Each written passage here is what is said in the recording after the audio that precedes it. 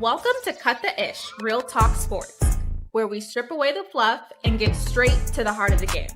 From the hottest plays on the court to the controversies off it. We're breaking it all down with unfiltered takes and raw honesty. No sugarcoating, no holding back. Just real talk for real fans. Let's get into it.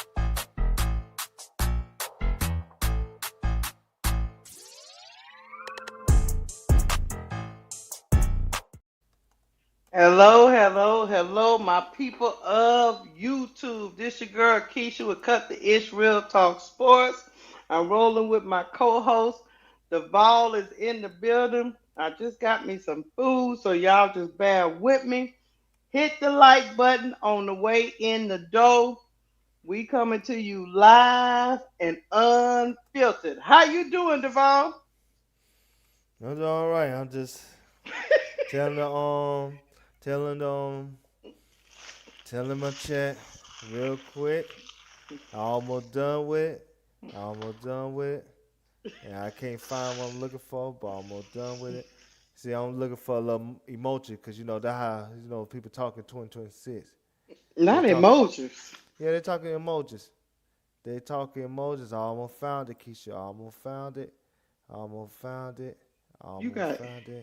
You got issues. I don't know what you're discussing or telling. Thank you, Ty Jr. for that. See, he ain't even did his homework, Ty Jr. Thank you for the 800 joules. He said, turn it up, Duval. All right, here you go. Bam. Nah, read what I just said in the chat, Keisha. You ain't, what you said? No blocking or timing out C.C. or female fans unless they disrespectful. Okay. I even put the black hands. Who is the C.C. fans? Who is them people? Caitlin Clark. I'm just messing with you. Who is them people?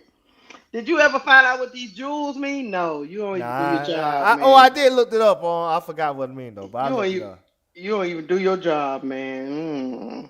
Jamama. Tell Jamama I love her. And I love Auntie Fee. You better love the ladies. Yeah, I love my elderly. They be telling on me. Yeah, they try to keep you right with the Lord. That's what they try to do. Yeah. Keep you right so you can go through that pearly gates. You don't want to listen.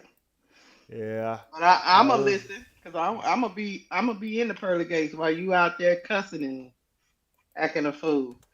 Oh, yeah. I'll tell you. You know how that go. Thank you, Jemima, for the 250 joules. Laughing disco. Ask what jewel mean. You were supposed to find out. I did, and then, like I said, I couldn't understand it, though. I guess I got to do that too, chat. Whatever. Anyway, thank y'all for y'all jewels. Thank you. Keep them coming, especially unless it's something bad. I think it's something good, so I'm going to go with that. Hey, here we go. Let me say hey to some of the people in the chat. Who is Furious ATL Hoops? I don't know. But all I want to say is my Auntie Fee look good. Hater. I appreciate you, Auntie Fee. What's up, Sharice? What's up, ADP Thierry? What's up, Bob Jones, Anthony Green, Gregory Steels? What's up, all the people in the chat that love me more than they love Devon? What's up, Peter Smalls? What's up, Tish Money? What's up, Van, back here for some more drama? Van, you was off the chain last night. What's up, TW7525? Hey, big girl. What's up, Donna C? I see y'all. What's up, John Carter? Seeing some new fans up in the chat. M. Nicole, what's going on? What's up, MSL? How you doing? What's up? Hey, man. Y'all, what's up, Live, Laugh, Love? Oh, Ty Jr. I'm still going. Shirley Kimbrough. I ain't saying hey to the ball because I don't even know why he's speaking in my chat. What's up, Jemima Auntie Fee? All right, who I'm missing? Missing? Tiffany Prince for Alabama. What's up, Tiffany Prince? Hey, y'all come on in the building. Yeah, see, I just looked it up. Yeah, see, what's up, Tamika Jones? Tamika Jones? What? What do it mean? Nah. Get the money, Keisha. Okay, creators earn rubies when they receive these gifts, with each ruby valued at a cent, which converts into real cash. Oh, okay, cool. Okay. Mm-hmm. Okay, now I understand. What's up? All right, hold on. Get Let the me money, get the Keisha. money. I was over there.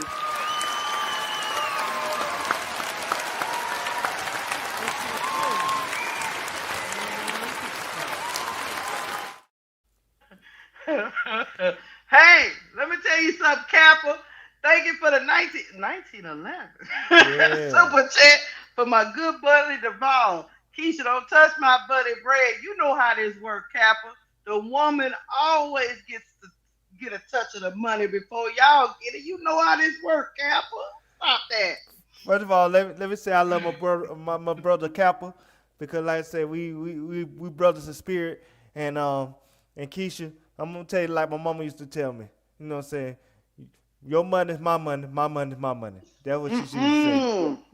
That's what Your she used money to say. is my money, Devon. That's what she said. That's what mama used to say. My mama used to say, your money is my money, my money is my money. I'm like, how did that work? I couldn't count. I'm like, nah, you tripping. How my that mama, work? my grandmother used to take our check and say, "You don't know what to do with no money." Mm-hmm. I, But I appreciate you, my brother on Cap. I appreciate you. I'm going straight off the Instagram, the ball. That's what I'm doing. Yeah, let's do the quick takes. Get them out of the way. Yeah, we're gonna go. So we're gonna get this quick take going. We're gonna start off with something very sweet Yeah. because we are sweet people. What's up, Dreadhead? We are sweet. Well, I'm a sweet woman. I don't know Mm-hmm. about the ball, but I'm a sweet person. So when Duval brought this in and showed it to me, I said, "Oh, y'all know my girl Angel out here doing big things, Mm-hmm. even though the haters keep hating." Yeah. I keep telling y'all, you gotta block out the haters. This is what it's for.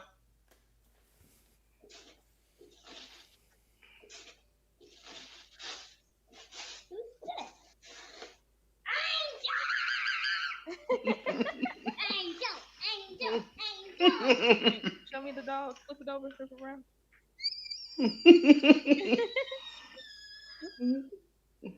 I got an angel Barbie. I got an angel Barbie. I got an angel Barbie. I got an angel Barbie. Oh my god. Yes. Hey, Awesome. Duval, she's so sweet and Mm-hmm. scary. She is. So don't break her heart when she older. That might not went in well. But I will say this. Couple things. Go ahead. Angel, I hope Angel reach out to this little young girl and give her something else. I mean, because it's people like that should have her crying in the morning in a good way, and block out all those needle dick ass people that just want to leave comments in the comment section, or even leave comments in Amazon under like I said, the Barbie doll, because like I said, she got motion. And just like I told y'all last night, when you got a woman that's brand beyond the WNBA and brand that rivals their favorite player, Caitlin Clark, they are afraid of that. That's why they get mad the way they do. That's why they use her for engagement. She is a threat to ways that nobody else isn't in the W. But stuff like this is the reason why, what I'm saying, Angel should be getting up in the morning crying tears of joy and saying, you know what, I make women like that. I made little girls like that happy. I changed their lives for the better. And I love that for her, because it should be little girls like that'll be a representation of who Angel is as a person.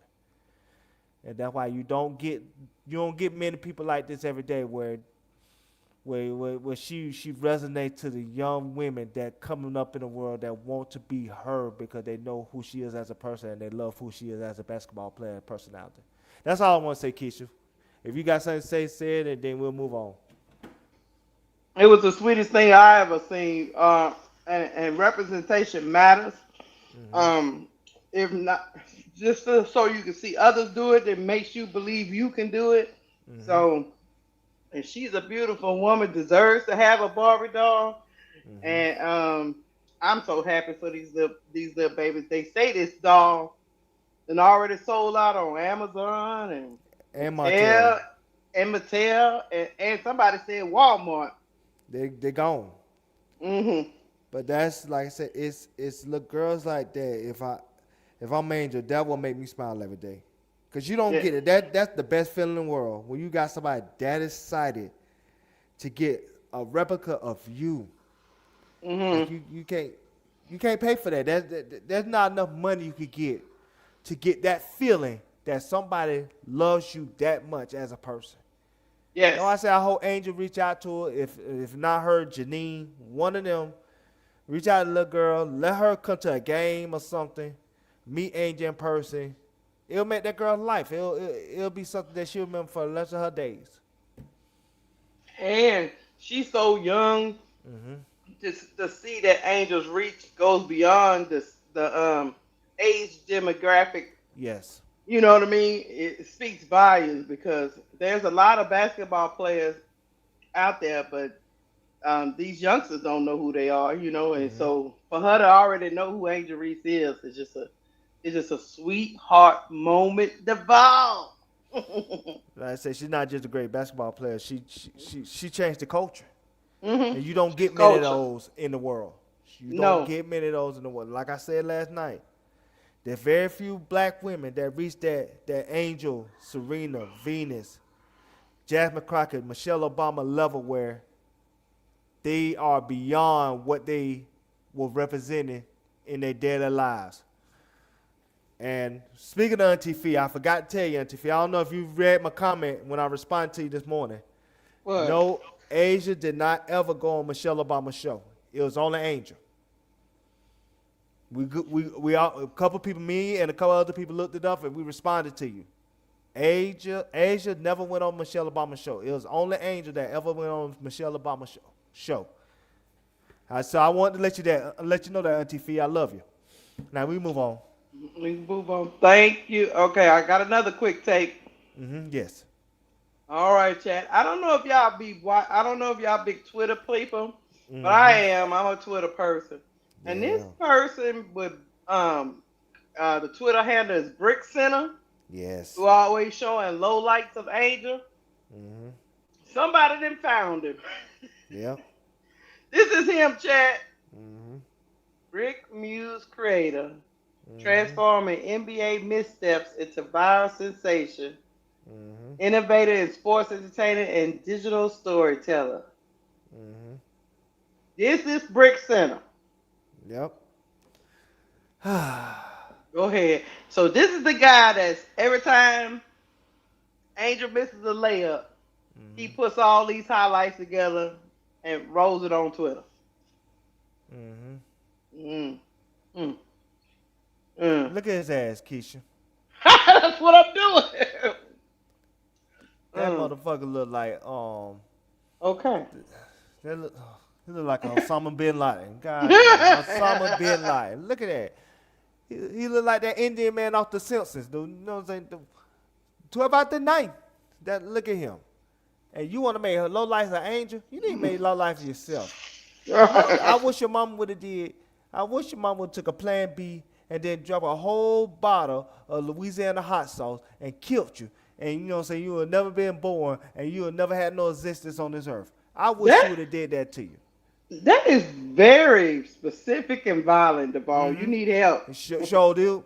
I wish his mama would have did that. I wish when he came out as daddy, his mama was just, you know what I'm saying, took the extra effort and eliminated him, and then we wouldn't have people like this that will make comments and videos on a young woman that never did nothing to him. Like I said, look at this goofball. I guarantee he can't get no cat. He probably go back on what you call that Craigslist. He probably go back to Craigslist to try to, you know what I'm saying, get a woman. That who is you to pick on Angel? Hey, Devon, that man Mm-hmm. get paid to do that. Like I said, I wish somebody would have paid his mama. Like I said, took that Plan B and swallowed him and dropped some hot sauce, and then he wouldn't be here. I wish somebody would have paid. I wish his daddy would have paid his mama to do that. I wish daddy would have paid his mama to do that, and we wouldn't see cowards like him that hide behind a profile, just eliminating great content for WNBA women, and they just use his profile get engagement for Angel Reese. Go to hell. I was about to say some stuff. Hold on, let me get the button.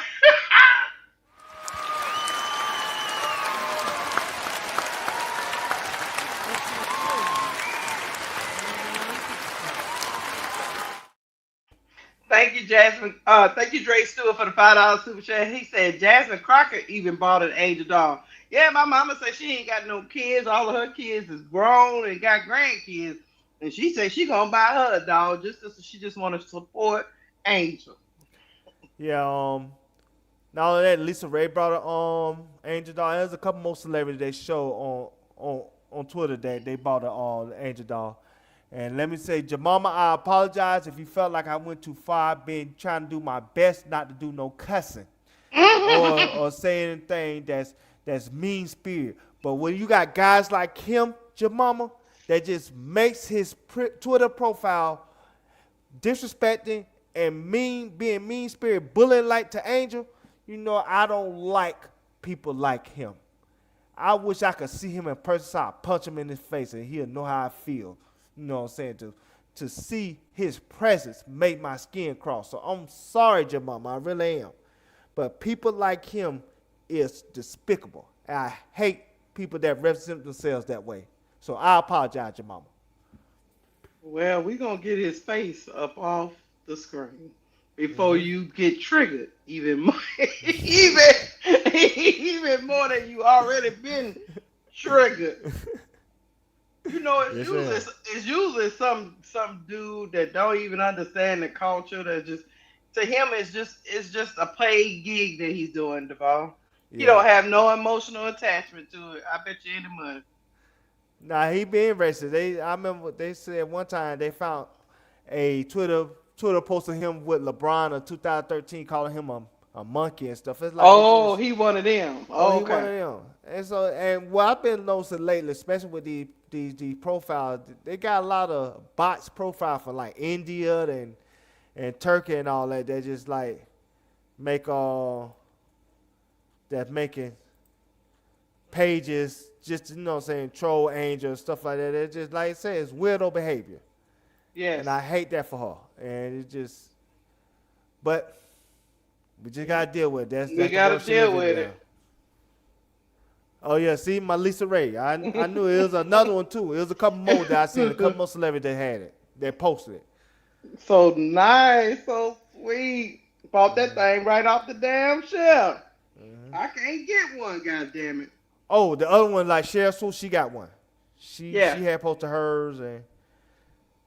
There's a few celebrities that already posted theirs and stuff. So yeah, that's you can't fake, like they say, can't fake influence. You either have it or you don't. That's the truth. So it is what it is. All right, we're gonna move on. Yes, we're gonna move on. Big shout out to Lisa Ray, Chi-Town's finest. Mm-hmm. All right, we're gonna get into. Okay, let's see. Where we want to start first? La la la la la. You want to start with the WNBA trade deadline? Get that out the way. Yeah, go ahead. Yeah, we knocked that out. All right. Hey, chat. The trade deadline is approaching. The WNBA trade deadline is approaching. I think it is August 2nd. Yes, Sunday. Let me bring it up just to make sure I ain't crazy. Yeah, it's August 2nd at 3 p.m. Eastern Time. And we're going to discuss for a little bit who is buyers and takers. Because right now, Chad, I'm telling you, some teams know they're not going nowhere. Some teams like, I don't think Chicago going nowhere. You know what I mean? I don't think the Sparks going anywhere. Who else is out there? The Storm is not going anywhere. So people like that know they're not going nowhere might make a move. Anything you want to say before we dive into it, Devon? I'm bringing up my. Let me see. Not at all. I won't mention Pow because Kappa get upset, so I'm You better shut up. He just said in the chat, so I said I ain't gonna mention Pow. So We'll try to work around that. Connecticut Sun is another team that could be doing something. Mhm. You know. Just give me the teams, and I'll tell you who they need to trade or All right. or You know what what I'm about? direction they need to go. What I'm about to do is bring up the rosters. Hold Yeah. on. And then we'll take it from there because we can look at the salary caps for each team. Like I just pick out the ones I know that are not making the playoffs, and then Yeah. we'll go from there. Let's Them start the with ones I want. Connecticut. Okay. Yeah, let's start with Connecticut. Okay, I'm gonna bring it We. up on the screen so we can at least see the people that they got. Hold Mhm. on. I okay. I got to Yeah, say that. and they money that they making because you know Connecticut, the Sun not going anywhere. Of course, they just buying their time to get to Houston, Mhm. but it's been some weird behavior going on over there with the Sun. I will say that, Duval, so I can get Mhm. your take on it. The whole reconditioning and conditioning and reconditioning of Anissa Morrow and her not playing, it seems to me like they're gearing up for a trade of Anissa Mhm. Morrow. What you think? Yeah, they need to tear it down. This is a team that, like I said, this is a team that just need to start over, get into the tanking mode, and try to get some young players and build it back up again. So like I said, you ain't gonna trade Layla LeCon because she's a star. Like I said, she's gonna be a future All Star one day. Like I said, she a good, very good player. Now, but there's a couple people I got in mind. Go ahead. Like I said, Nisa Moore need to go. Like I said, at this point, you don't feel like you have a future with her. You don't know how to use her. You don't know what she can be in your offense and your system. So you might as well trade her. Like I said, I would love the dream to get her. Like I said, if I could get her for like Kone and a first and get Nisa Moore, I think she could really be a bench boost for this team, especially with the versatility of her playing 3 through 5. I think she could just be an asset. Another person I think about trading is Tanara Rivers. She having a worse year this year than last year. You know what I'm saying? Unfortunately. So maybe you might not get as much if you would have traded her last year, but at least I think you could trade her to a team that could use some defense and use some bench presence and scoring. And so that'll be a person I use. And then like a small trade I'll probably make is like Olivia Nelson Dodo. That's somebody you probably could get for like a second round, third round pick. And I know like Diamond Miller is a very like intriguing player because she got so much upside, but do you really want to mess with somebody that you feel like that can't reach their potential at this time? But them be the players I trade for the trade deadline. And for me, I think I agree with what you say, but I think the people that needs to be out here in this trading market is probably the Dream, the Aces, the Fever, Mm-hmm. And the um, Mystics. and the Mystics. They kind of one of those teams that's kind of in the middle. It's like, are y'all really pushing for the playoffs, or what y'all trying? It seems like you are, and if you are, I think you should make a trade because I would think tomorrow the Dream should really be in the market for Morrow, Yes. in my opinion, because she can bolster that bench production. She's Now who a go ahead. who they gonna let go for her is the It'll be debate. Conan in the first. That'll be me. Hmm. It'll be Conan in the first. So you wouldn't That give up Pow or any of those other people. not for that trade. No, no. Okay. But like I said, at the end of the day, what I would say about Anissa Moore, if you trade for Anissa Moore, you could really play Angel the way that she want to be played. Because I think part of the reason why Angel keep feeling like she have to go back into the hole and back into the post because nobody else can rebound. But if you got Anissa Moore down there, that probably could out rebound everybody except for Angel one-on-one. That allow Angel to play on the wings and play on, say the 3-point line, really expand her game the way that she wanted to expand her game. The way that she was sold that she was going to expand her game before she came to Atlanta. Right. So I agree with you. I think Anissa Morris should be on the move. And I think she needs to go to a contender, is what I'm saying. Yeah. Whether it's the Dream or the Aces or whoever it is, it needs to be a contender because I think she could really help a team win. I'm curious, before we get off of Connecticut, I'm curious that you didn't say nothing about Aaliyah Edwards. Why? I don't know what she can offer a team at this point, to be honest with you. One, she's so injury prone, and two, it seemed like she reached a peak, and her peak is like a low end starter, high end backup. So you might not have to give up much for her, but like what team that could really use Aaliyah Edwards at this time? I don't think she offers you the versatility that's necessary for a team to really like go in on her that's a contender. See, like somebody like Anissa Moore, she could play 3-5. And so in a situation like that,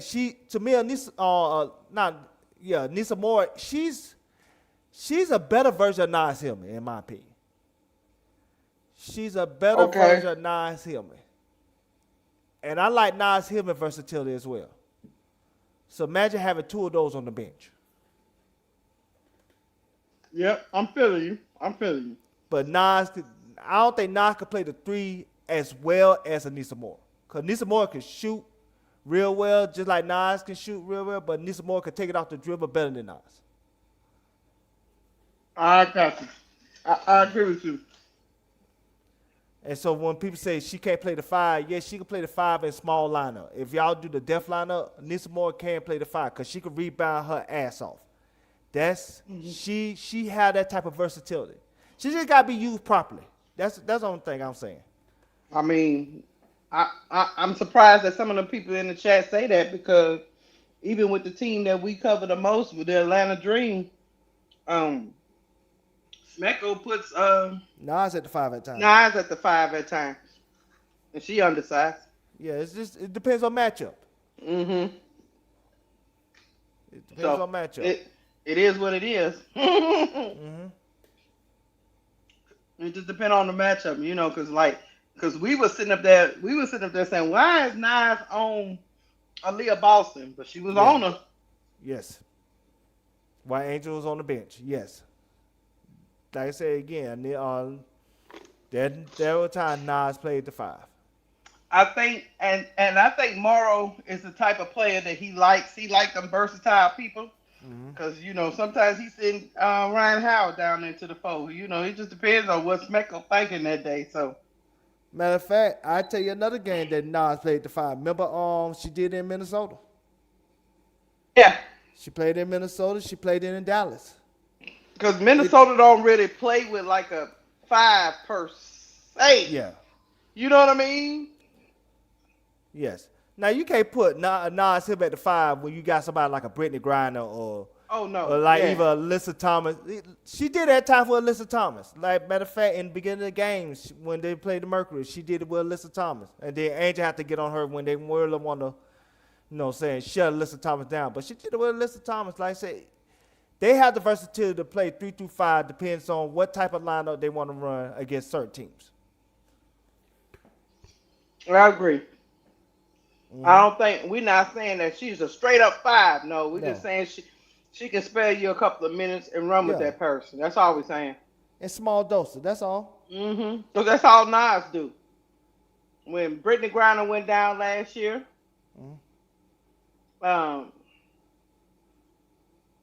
Nas filled in. Matter of fact, she took Brittany Griner's spot. Yes. Down the stretch. But we're going to keep it moving. Let's go to the next team that I think that is on a fire sale. Yes. Let's see. Let's talk about the sports. Yes. All right, Devon. You go. Who you think? Hey, I have the main person I see. You want me to tell you? Nah. You tell me, but go ahead. But I got a few people in mind. Go ahead. Kelsey Plum. I think they're going to be a hard trade to pull off, though. Because if you're a team, is you willing to give up 3 first-round picks for? Because that's what I would ask for Kelsey Plum. If I'm looking at a contending team, I want 3 firsts. So, like I said, would you be willing to give up 3 firsts in the middle of the season? Now, in the offseason, when you can really evaluate your roster, that's a different conversation. You see what I'm saying, Keysha? But the middle of the season is like, that could be hard.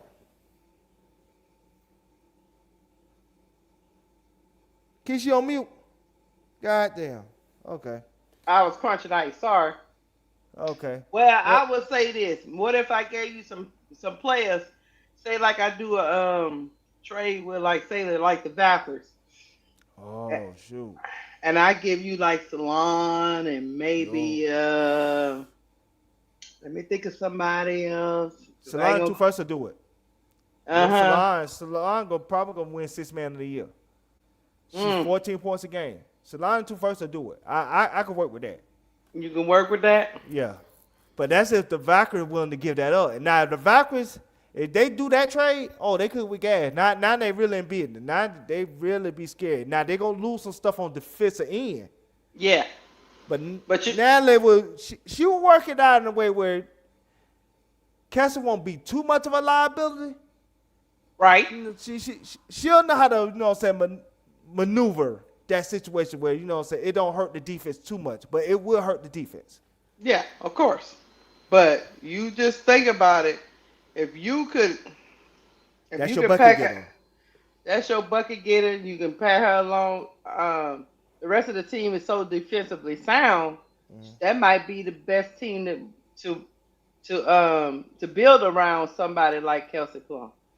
But the question is now, what you do with Burton? Do you slide her at the 2 and do you put Gabby back at the 3? You could because Gabby is so versatile.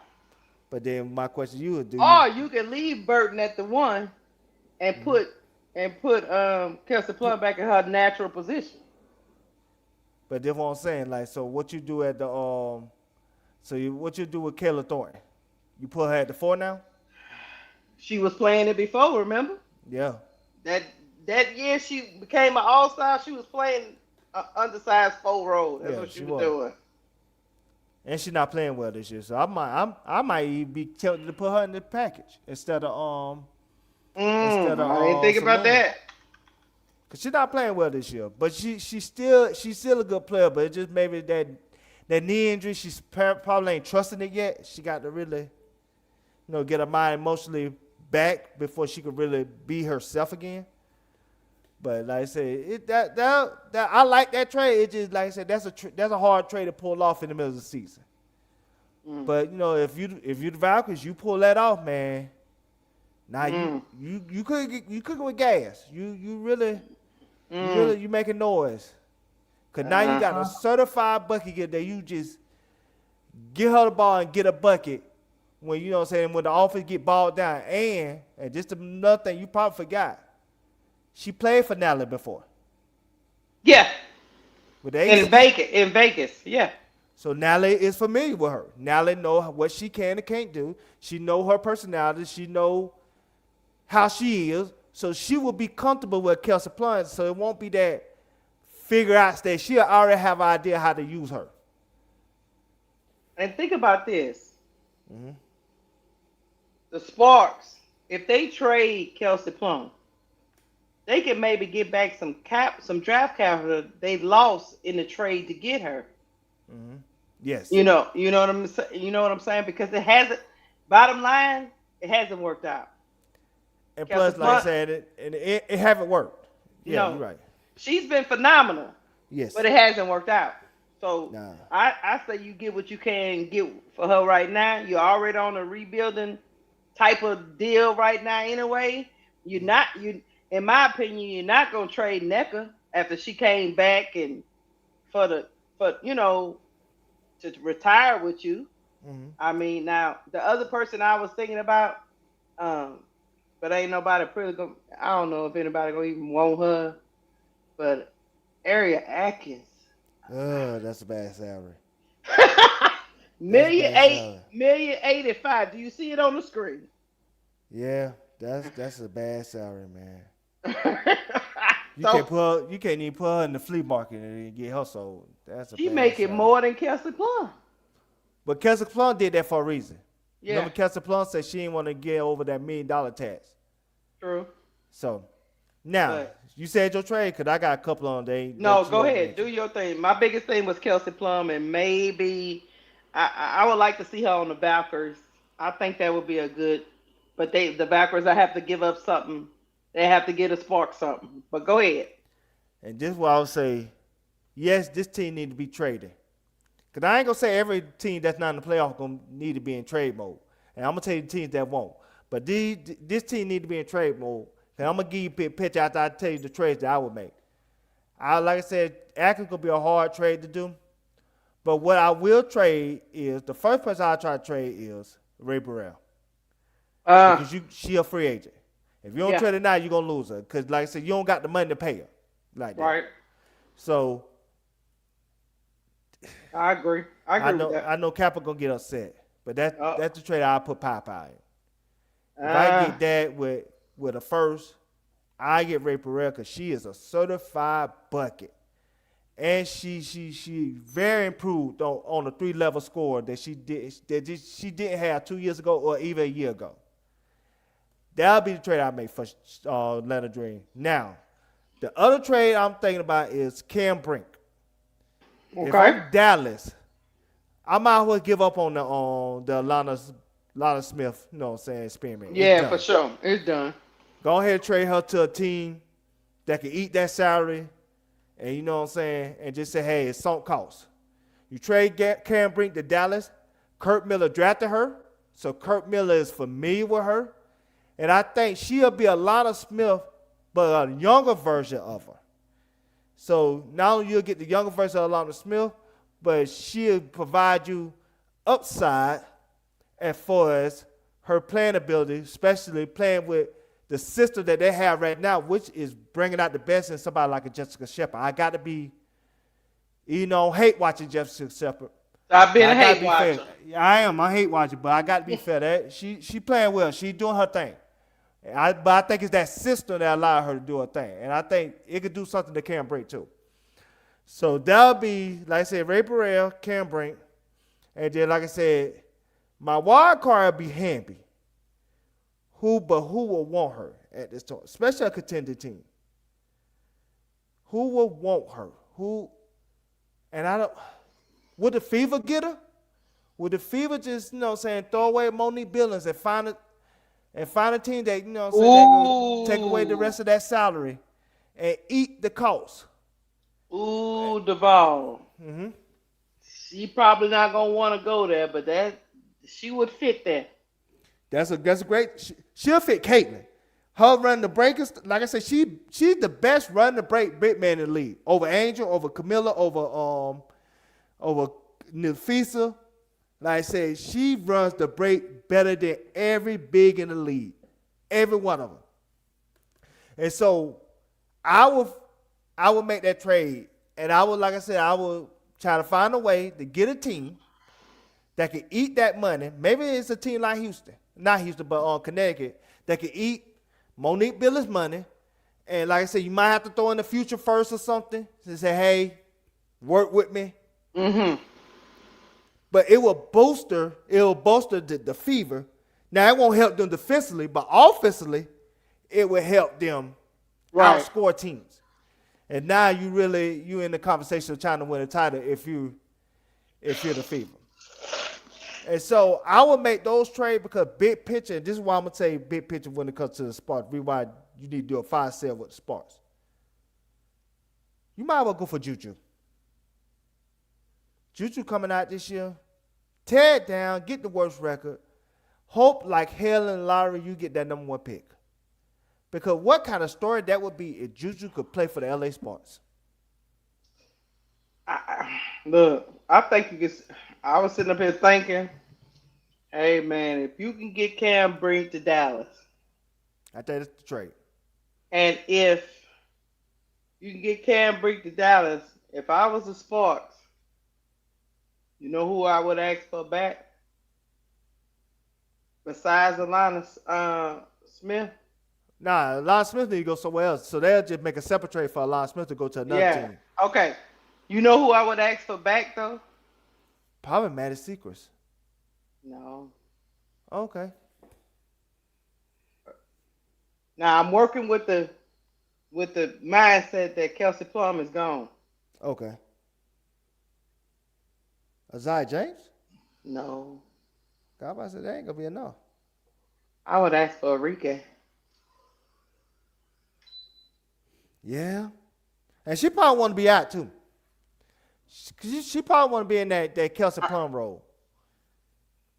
I would ask for Enrique, and I But would the get problem, him. I would get him Cam Brink. the spark you Maybe. can break in the first, and you get back Mhm. Enrique and probably a second. Mhm. That'll work. Cause And like I said, Enrique Cam will be back to being not Enrique, the. cause she want to play in that Kelsey Plum role. Because I'm actually proud of Enrique that she fit into. I'm actually proud of her that she Yeah. fit into this role that she is in Dallas. Hmm. I like it a lot. Them We guards are tough, we got money in but check, Keysha. okay, them guards are tough. Don't get me wrong, but Mm. Enrique can do She a bucket more. getter. Yeah. Thank you, AC Shot Time, for becoming a YouTube member.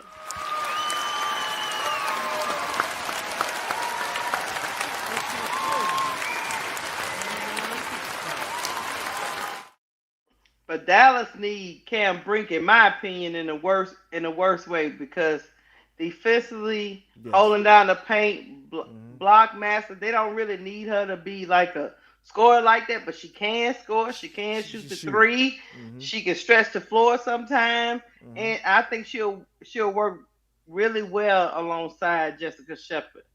And she So, played with Paige in Unrivaled, so they got mm, familiarity as well. yes, That'll be the trade I made. And like I said, Kurt Miller drafted her. So you know Kurt Miller won an Angel, but he still drafted her. So he kind of know how to use her, and she was used better under Miller. Be honest with you, than she is under this lady on Lynn Roberts. but before I give you what you need, you have to give me something back, and I can't just take Isaiah James. That's my Yeah, point. yeah, nah. That's why I said when you said when I said Zaj, that won't be enough. You I gonna give hang me up the one of phone. them guards, man? I need one of them. Give me one of them. Yeah, you get a Rico, then you can slide on what's the girl name? What's my Isis Sims, slide her in that two spot. Just Yep. say the hold down this year, and then in the summer you look for a new two. Because I think Enrique need to go to a team where she could be Enrique again. Because she's not Enrique with Dallas. It's like she feels like she's the third option right about now. Yeah, which And I probably I appreciate her fitting into it. That's what yeah, and remember we was always like, is Enrique gonna do it? So now we know Enrique can do it. yeah. So that means if the Sparks bring in a point guard, she gonna be Mm-hmm. able to work alongside of her. Just Enrique need to be in that two spot and bring in a point guard.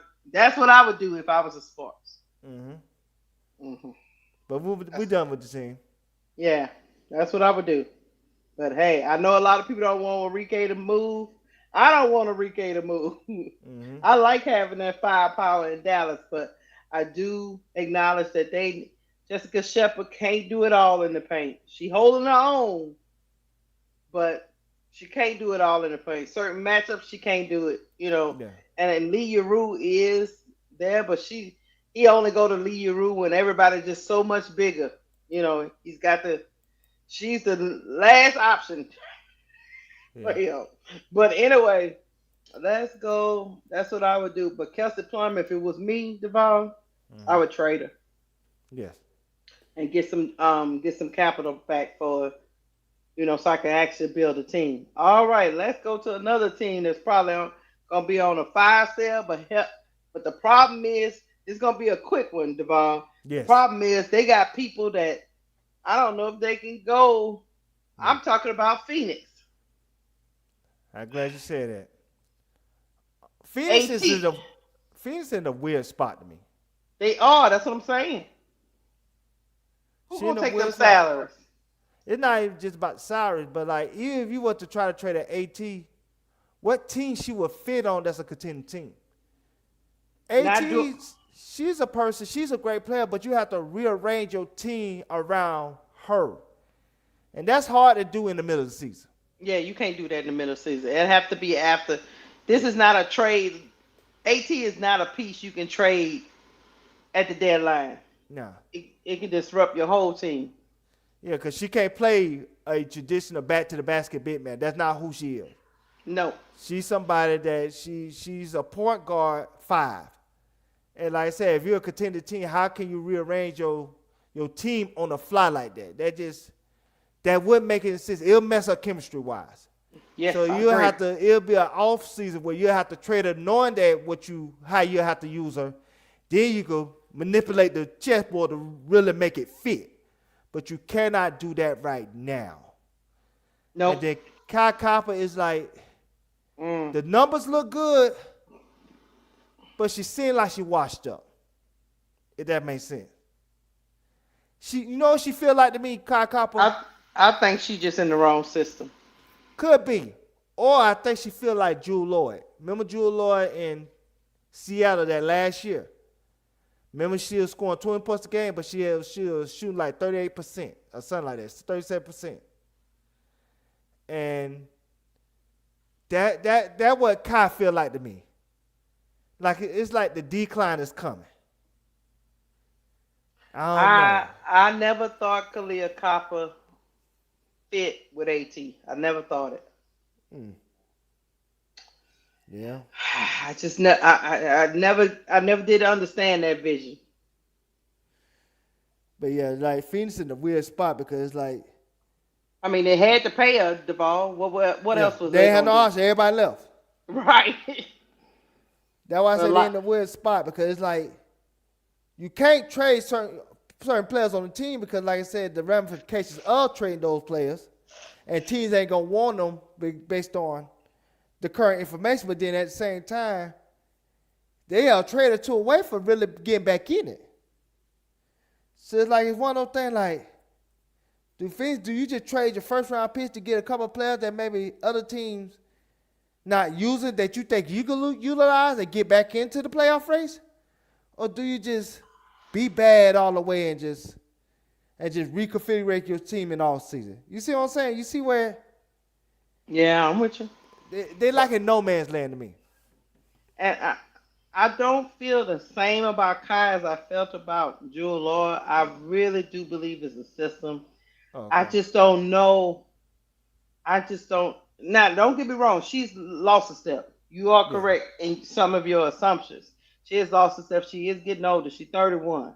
Mm-hmm. But I think she got a couple of more 2-3 years left in her. You know what I'm saying? And probably in a different role. The question is, where can you send her for her style of play? That's the Because I hard know, part. I mean, Kappa was up in there talking about to ATL, and I'm like, Kai ain't gonna come off the bench at this time in her career. Kai still thinks she got it, and I'm not gonna put her in a starting lineup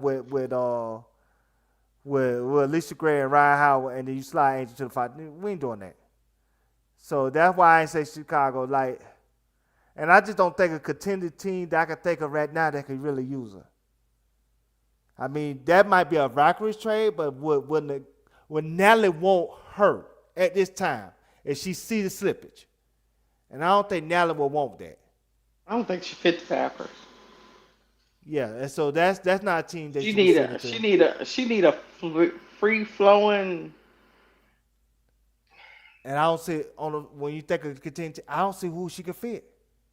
See, she actually plays kind of like the same role we have Alicia Gray play for us.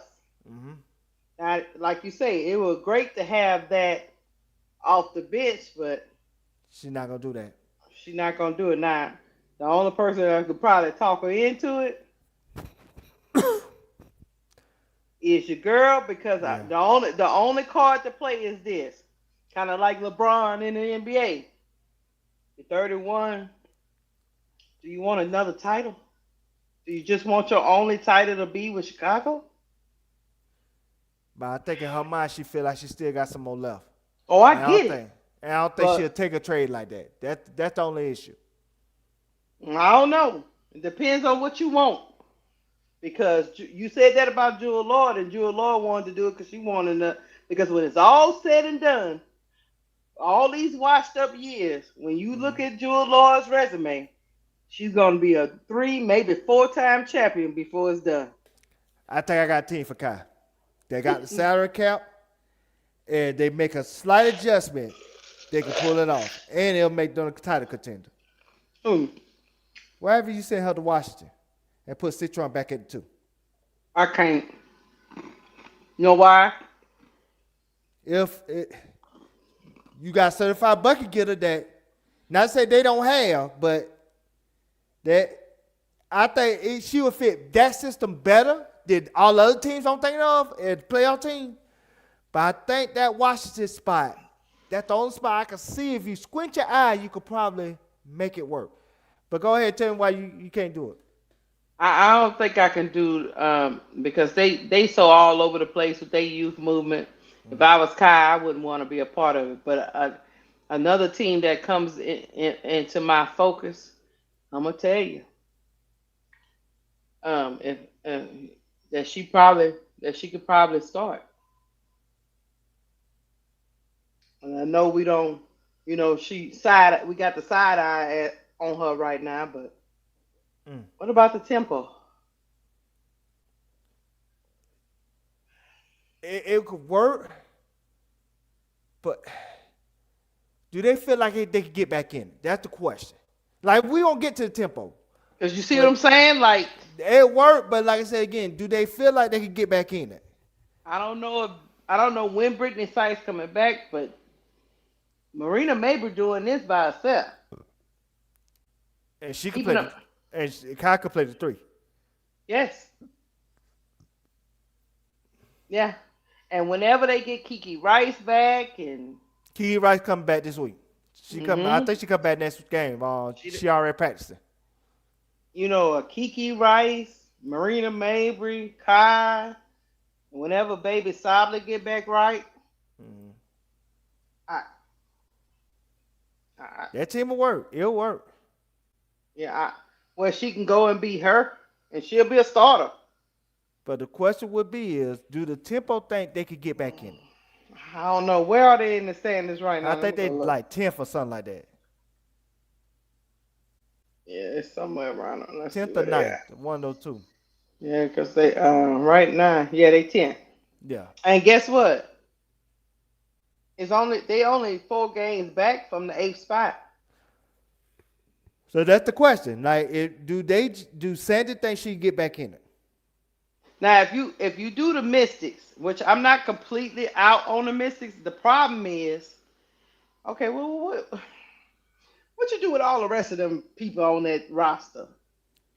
But see, the Mystics could give you the best of both worlds. They still got the young draft pick that they could bring in next year. But if you put her on that team, they can win now. Yeah, but if I was the Mercury, I would want Citron.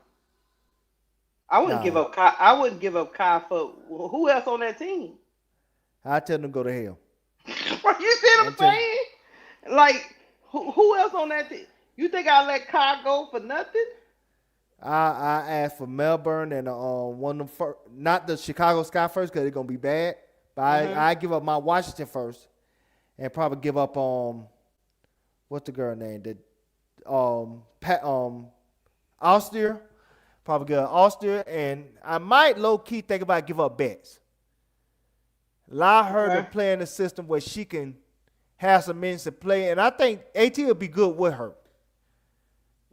Cause AT are big, but she play like a guard, so you could still have Betts at the 5 and play AT at the 4, and it still can work.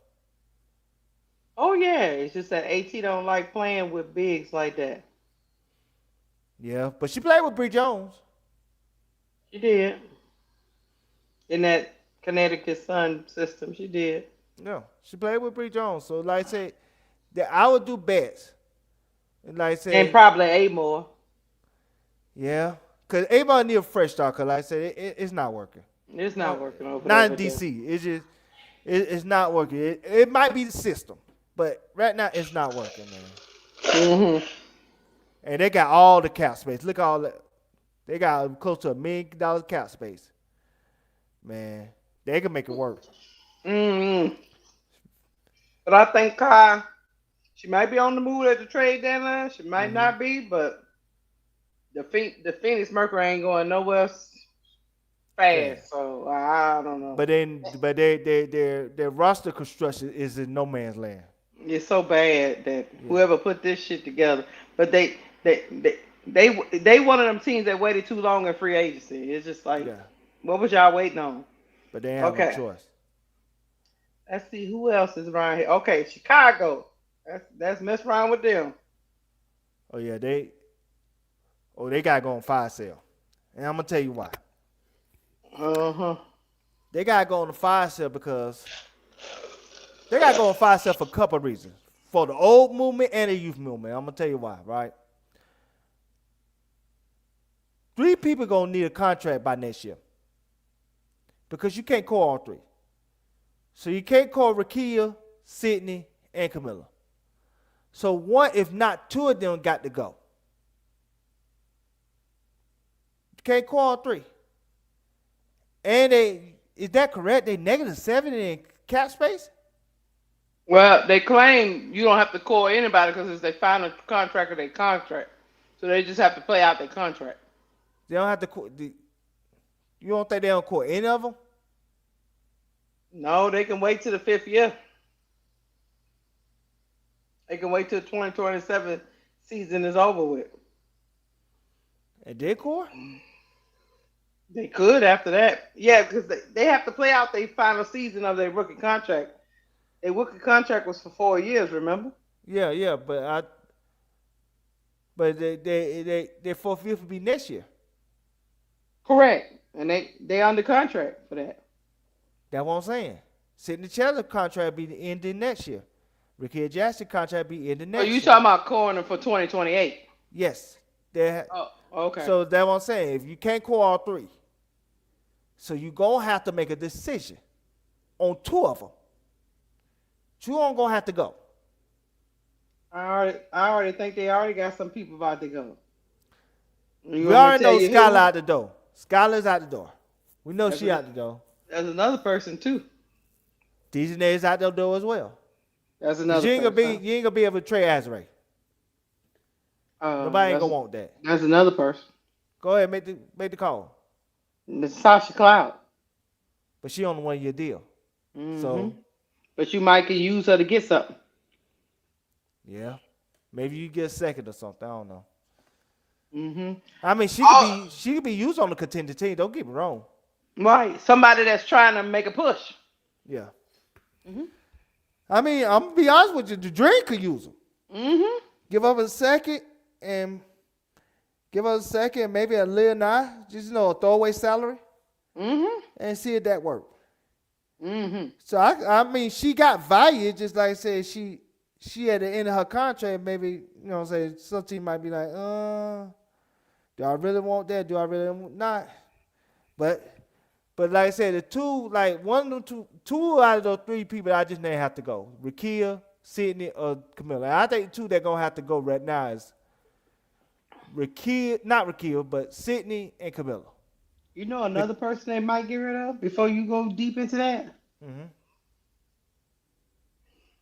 You ain't gonna believe me. You will? Yeah, you get a, yeah, you get E-Will for a throwaway. Mm-hmm. If they wouldn't take back a second. And she been coming off the bench all this time, it wouldn't bother. Mm-hmm. Wherever she went. E-Will is probably, how can I put you? She'll fit well on the Liberty. Mm-hmm. E-Will seem like she'll fit well on the Liberty. Do you think E-Will is better than, I don't know, like Maisha Hines Allen? Of course I do. Even at See this what I'm- age, yes, sir. See what I'm saying? Yeah. Like the Fever could get a real big backup big. Mm-hmm. Yeah. And A they need real one too. backup big. They really Not need one too. not one undersized. You see what I'm saying? Yeah. Lunch pail, a player that just come to work. And she give you defense. Yes. So like that shows some of your defensive woes. You could play her at the 4 with Leah Boston. Yep. I say it'll work. Mm. It'll work. Fever fans, don't be over here taking my stuff to the other chat now. And and our chat, stop blocking people. Hey, guess what? She'll be cheap. That's very 600,000. cheap. Yeah, that's cheap. And she's still better than Maisha. And no knock on Maisha Hines Allen. But Is Maisie Allen, is that a 1 year deal or what? I don't know what she on. I think it might be. Let me go see. Hold on, I'll check it out. I don't know what she on. I don't know what the FIFA fans thought she was gonna be, but I knew that going in. When it Oh, comes she only making 315,000. So that's a 1 year deal? yeah. Oh yeah, they get that back in the salary if you Yeah. Chicago Sky. Yeah. Cause Monique Billings robbed them with a ski mask. Yeah, That's she okay. did. Yes, she did.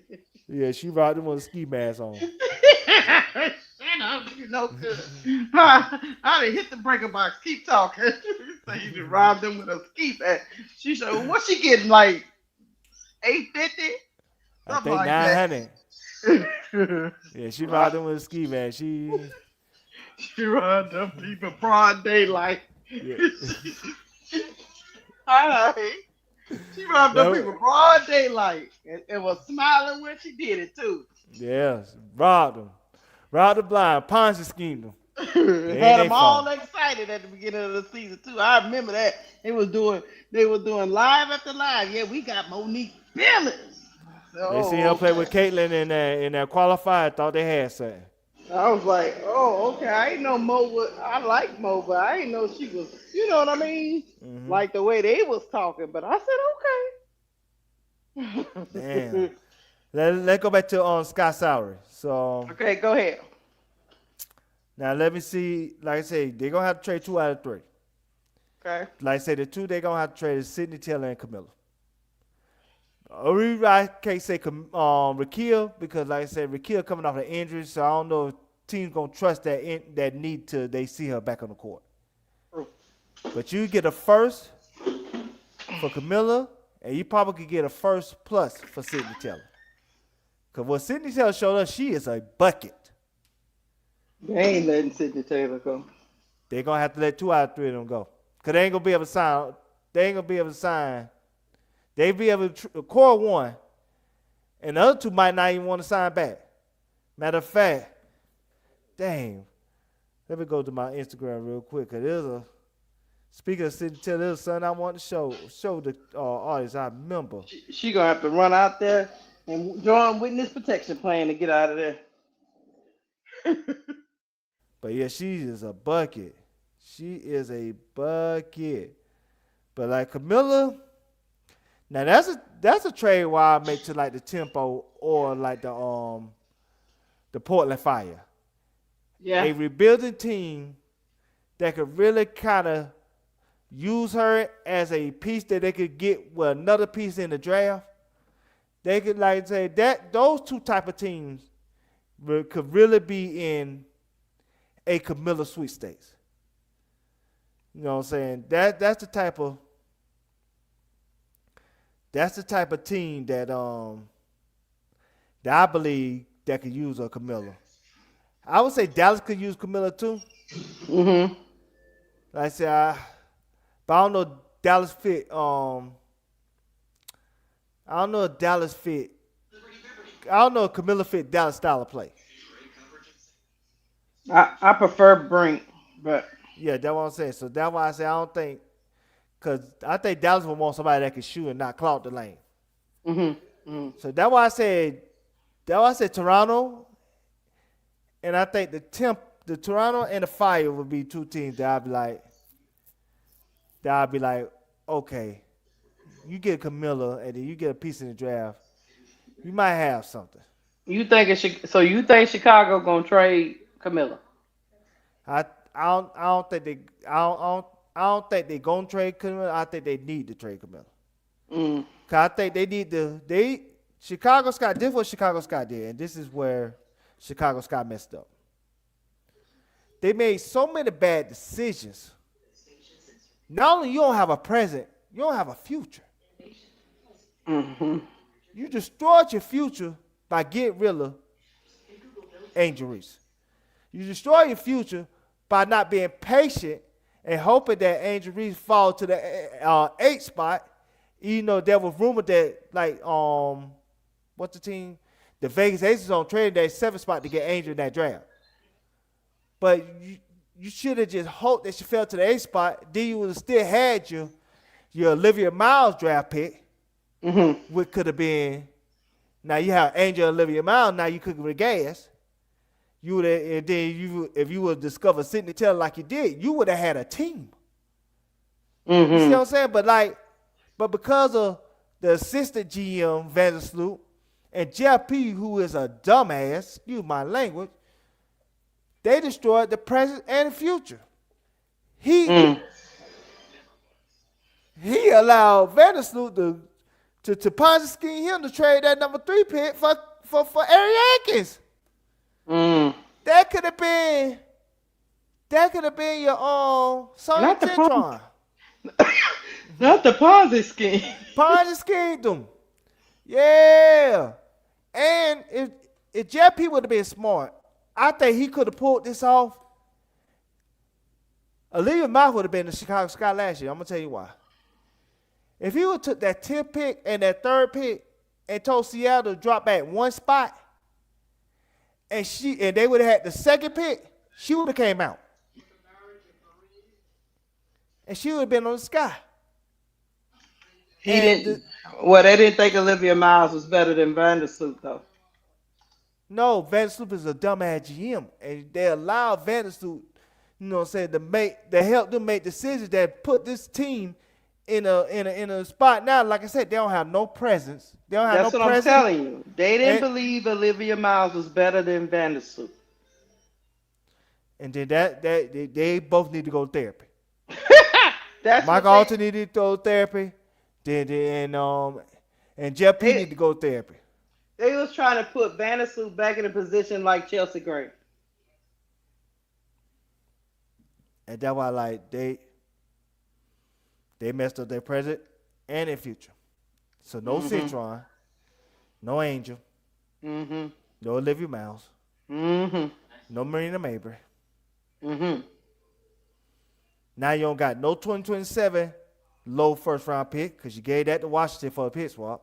You got no 2028 first-round pick because you gave that for J.C. Selden. And nobody didn't even trade a pick for J.C. Selden the first 2 times.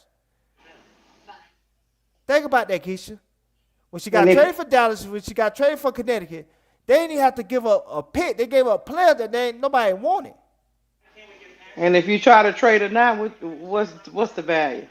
She ain't getting no first-round pick now. They got Ponzi schemed. The only thing they got is not Chicago, but Atlanta Dream first-round pick, and them probably going to be in the 10th to 14th spot. Yes. So it's like, that's what made me sad about Chicago. It's like, how dumb can y'all be? Hell, a kid on Madden could construct the team better than this. A kid on 2K could construct the team better than this. I disagree, MSL, and I'm gonna tell you why. There's other point guards out there better than Vandersloot. A lot of point guards better than Vandersloot at this time. Vandersloot ain't what she is now. I don't understand why y'all think they was just set on Vandersloot. But there was other guards out there. Pretty other guard. Matter of fact, Carletti was better than Vandersloot, and they could have had her in the they could have had her in a trade, a low key trade. Yeah, they were set on her. There's some international players that don't know nothing about all that stuff Chicago was going through. I mean, they would have played for them. They didn't want them, Chad. They wanted Sloot. Go check it. Post something on your Instagram. I just saw something on your Instagram real quick. If you can post that real quick, and while you do that, I'm gonna talk to AC Touchdown for a second. AC, Chicago Sky, they would have gave up the 10th pick to Seattle. They could have got the number 2 pick, and got Olivia Miles, and Seattle could have still got Malonga, and they would have had 10th pick in that draft that year. It would have worked if you knew how to maneuver the say trademark. Even let's just say, for example, the 10th pick ain't work. Then I would have did the 3rd pick in Camilla to get to the 2nd spot. You see, that's it to tell her. She gonna want to get out of there. Hold on, see if I can make it bigger. So small.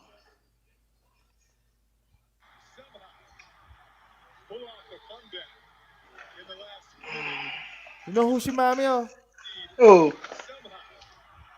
And I ain't being funny when I say this. Who? She remind me of Angel. How Angel used to be frustrated with losing. That girl gonna ask for a trade eventually. She's not gonna want to keep dealing with that. And you see how her face is? I know.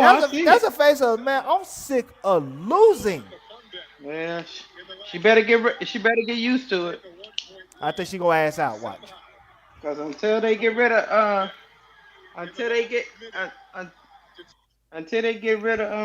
Jeff P. Jeff P and Tyler Marsh, they're gonna continue. I think she gonna ass out. That's why I say 2 of those 3 gonna have to go. Chicago just have to be man enough to tear it down and say, you know what, we need to start over. You see what I'm saying? Yeah.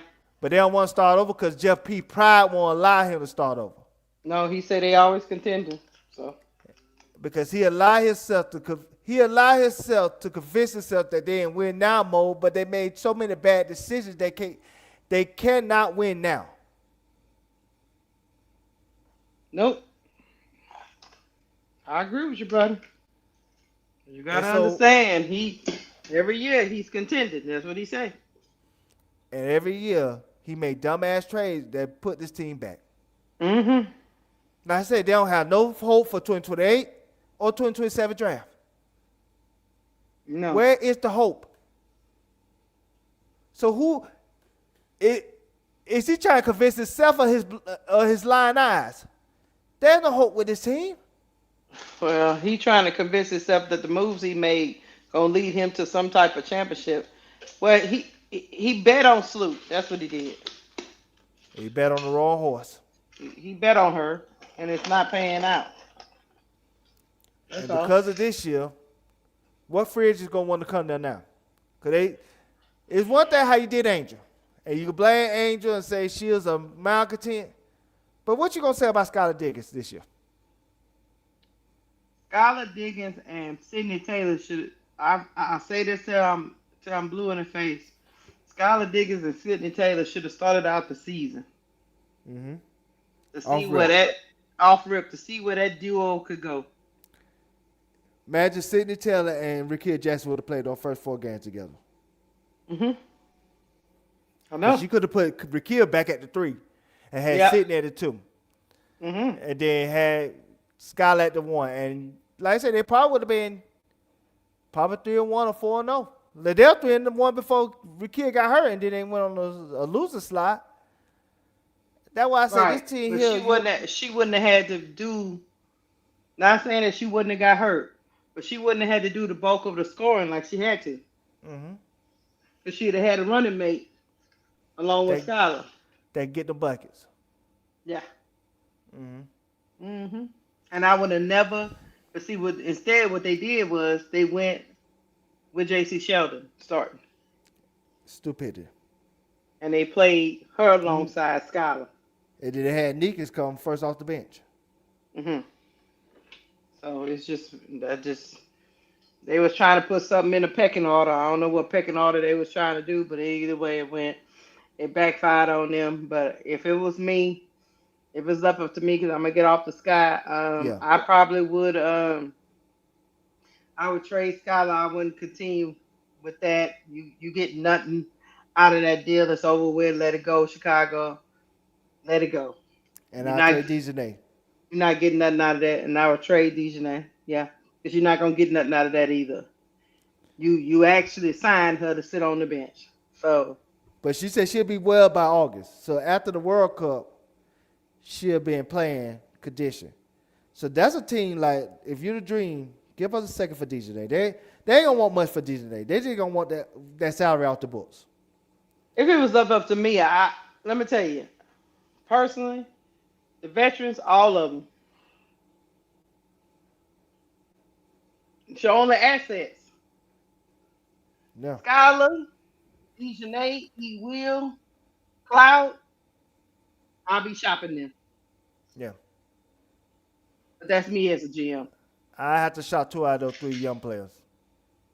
Because you ain't going to sign both of them. You ain't going to sign all 3 of them, and you probably ain't going to sign 2. Cause I wouldn't be surprised all 3 won't. I say 2 out of 3 for a fact will want out. I know You Camilla can won't sign out. them all. You can sign all 3 of them, but it depends on what you want to do. Because just like the Fever's gonna have to do it, you could do it. You could sign Camila Cardoso, Sydney Taylor, and Rakia. You just gotta get rid of. You just gotta get rid of the veterans. It's done. You don't take up most of your cap. It's done. And sooner or later, if you really want to get jiggy with it, if you really want to get crazy, Vanna Sue start talking crazy, she'd be out too. Yeah. So, You'll think, but you know her buddy always gonna be beholding her, so you know what I'm saying. oh no, I get it, but there's a way. Look, all I'm telling you, there's a way to sign Cardoso, Taylor, and Rakia. Mm-hmm. You just have to move into the future. Yeah.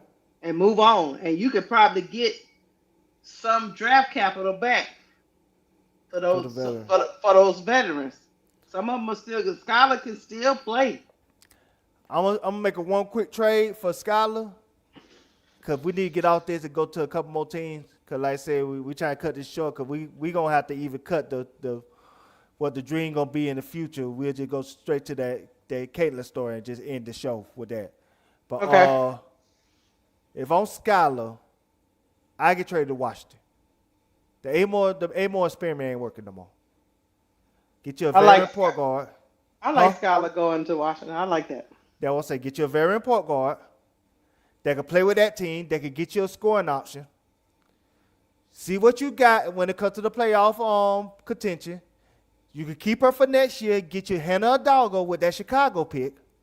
Let Hannah sit for a year and learn how to play the point guard position. And then 2 years later, Hannah, let her take the reins. You see what I'm saying? What pick is they gonna use for Hannah? That Chicago pick. That 10 through 14? No, I'm talking Washington. Oh, you trying to get a top 5 pick? No, Washington got Chicago pick. Right now it's in the 3rd spot. What I'm saying is if I'm Washington, I would trade for Skylar Diggins.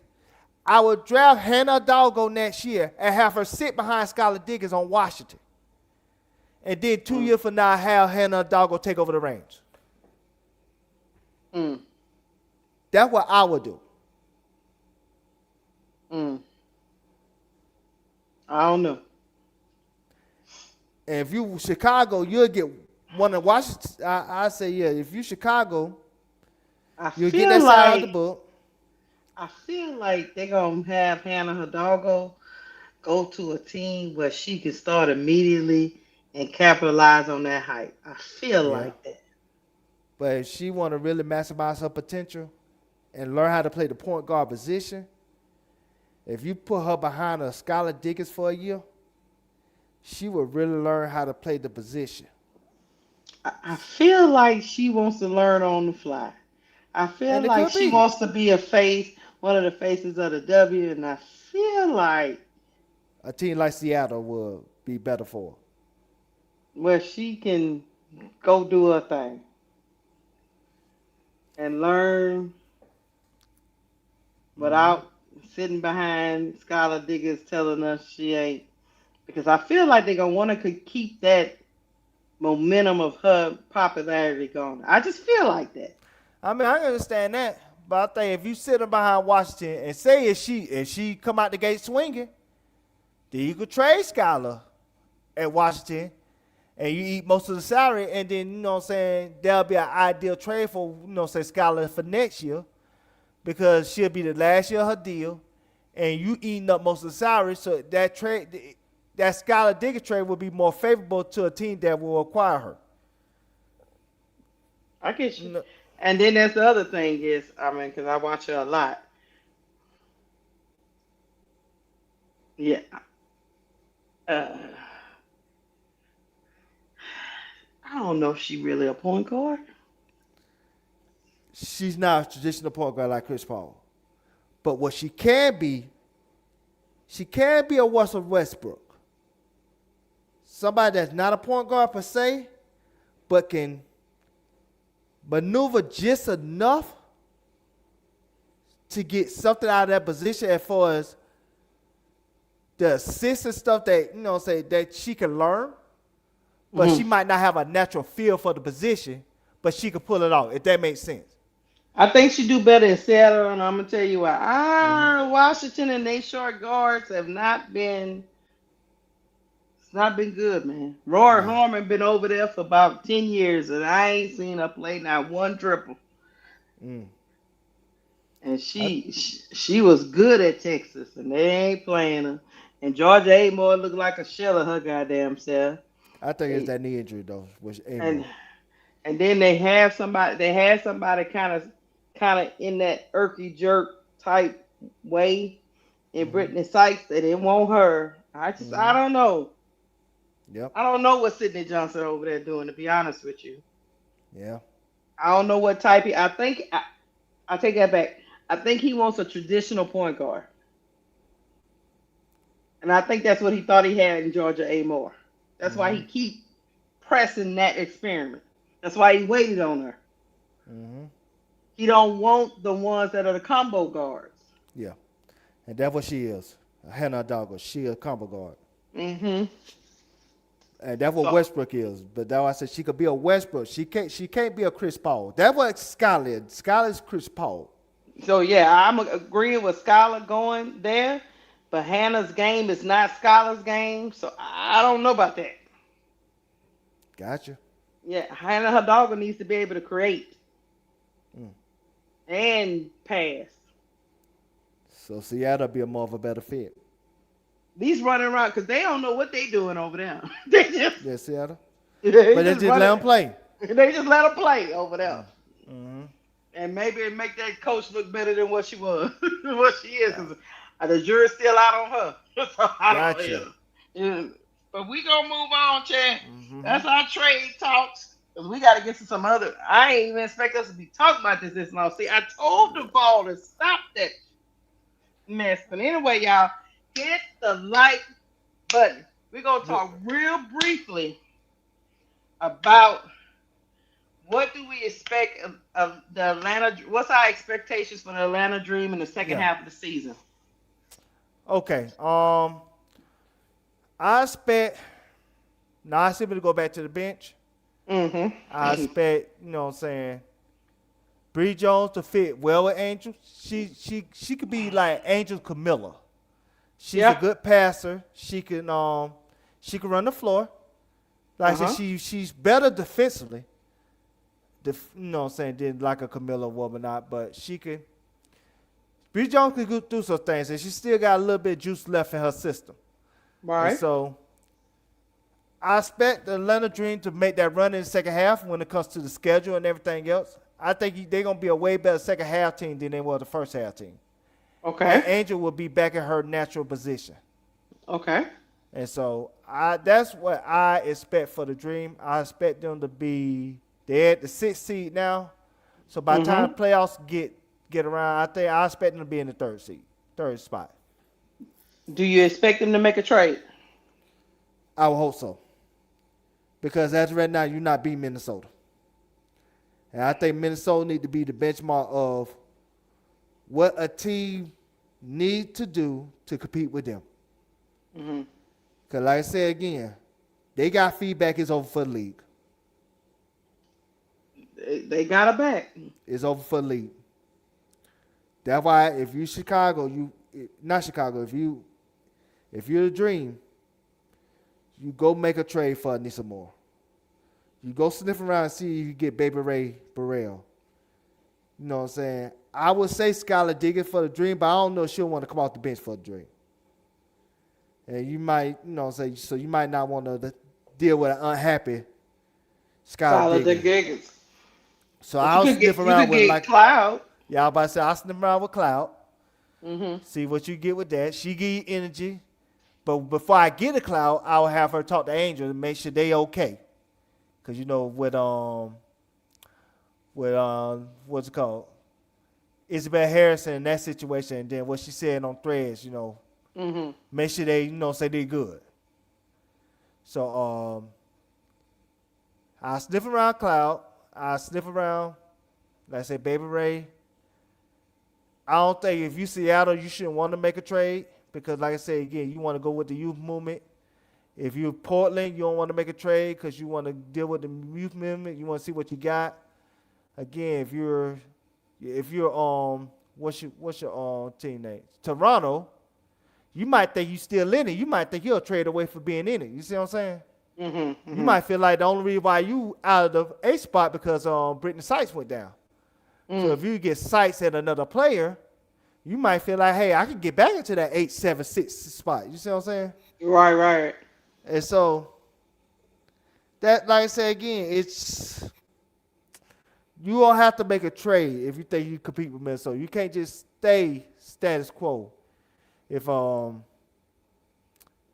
if you think you're gonna just beat Minnesota as currently constituted. It's just not realistic. And what's the team name? If I'm Vegas, I need to make a trade in the worst way. Cause Vegas look real thin right about now. What's up, KSAP? If it was me, I probably would if I was the dream, I probably would make a trade at the deadline. Hmm. I probably would whichever way I got to go with that, I'll make a trade at the deadline to try to bolster at least bolster that bench because it needs to be bolstered. Yes. Need another playmaker if I could get that. Hmm. Somebody that's versatile that can make plays. I don't know if you can get a piece out there in the trade world that will rival the piece of Kaya coming back to the to the links. But I think Nisa Moore will help that yeah, it'll because I help. think It ain't equal. I'll put it like that. it's not equal. But if you get a Nisa Moore, you're put it this way. I know Angel can handle feet. That I ain't worried about that, and I know Bree Jones can handle Natasha Howard. The only mismatch that we would have in the starting lineup is Olivia Miles versus Joy Kendall, unless you switch Joy Kendall and put on Courtney Williams and you put Alicia Gray on Joy Kendall. Now you might have a different ball game. Hmm. But where I think the Minnesota got the edge with Chicago, Atlanta Dream at this time is their bench is it's not better, but the Hmm. coach know how to make it better, if that makes sense. Hmm.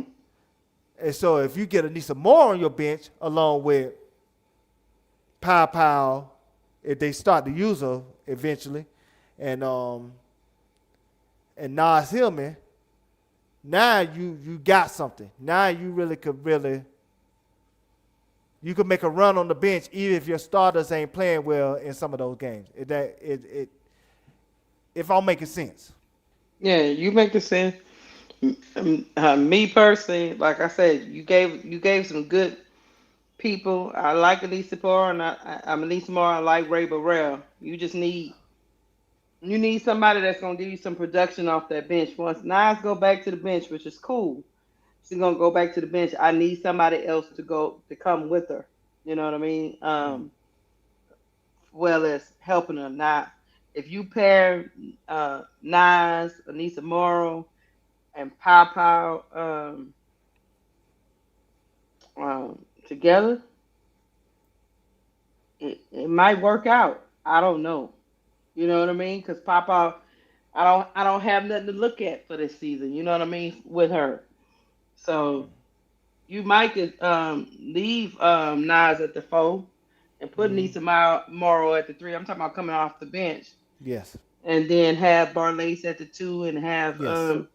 Pow Pow still at the 1 and roll like that and see what happens. You know what I mean? So I don't know. I do know that Anissa Morrow will be a good. addition. But Yes. if I bring in Ray Burrell, I probably would let Papa go. Yes. So that's the way I feel about that. Keysha, I love the chat. Mm. Chat be getting a little sensitive, Keysha. Mm-hmm. Why I gotta be a Lynx fan because they say I don't believe in the dream? I just feel like we don't have enough currently constituted. So we need to make a trade to have enough where we can win the championship. That don't mean I gotta be a Lynx fan, but I gotta be realistic, chat. We can't be like CC fans. We can't live in this fantasy land like everything's all right. Sometimes we just gotta be honest. And honestly, the dream would be better. Like I said, I think we would get to the 3 or 2 seed, but we can't win the championship currently constituted. And the reason why I feel like we can't win the championship currently constituted because our supposedly 2 best players sometimes go into these lows in these big games. Mm-hmm. And we need scoring, especially bench scoring, to supplement that. Is I wrong, Keysha? You're not wrong. And the other thing is this. Duval, until Smecko shows me Kimbrough, a little bit more Kimbrough and Sherrod and Aaliyah, now I know people like, we don't need nothing. He ain't show. I don't know what Nye could do. I don't know what. I seen a little bit of Sherrod. I don't know what Kimbrough could do. Papa was in a sophomore slump, and he's paying her 4-5 minutes. I mean, like when you get to the playoffs and you can't play your bench more than 5, 6, 7 minutes, that's not sustainable, Chad. The only people you believe in on the bench is Bo Lace and Okai. Yeah, that's pretty much it. That's it. That's the only people you believe in on the bench. And when Nah, when she go back on the bench, so then you believe in Nah. Right. So like again, one more trade don't hurt this team. Cause just like I said this multiple times, Keysha. When you got into the injuries business, now you winning now. You ain't trying to win later. So if you win it now, what's up? I am not a hater, Kappa. Yeah, Kappa he don't be liking you.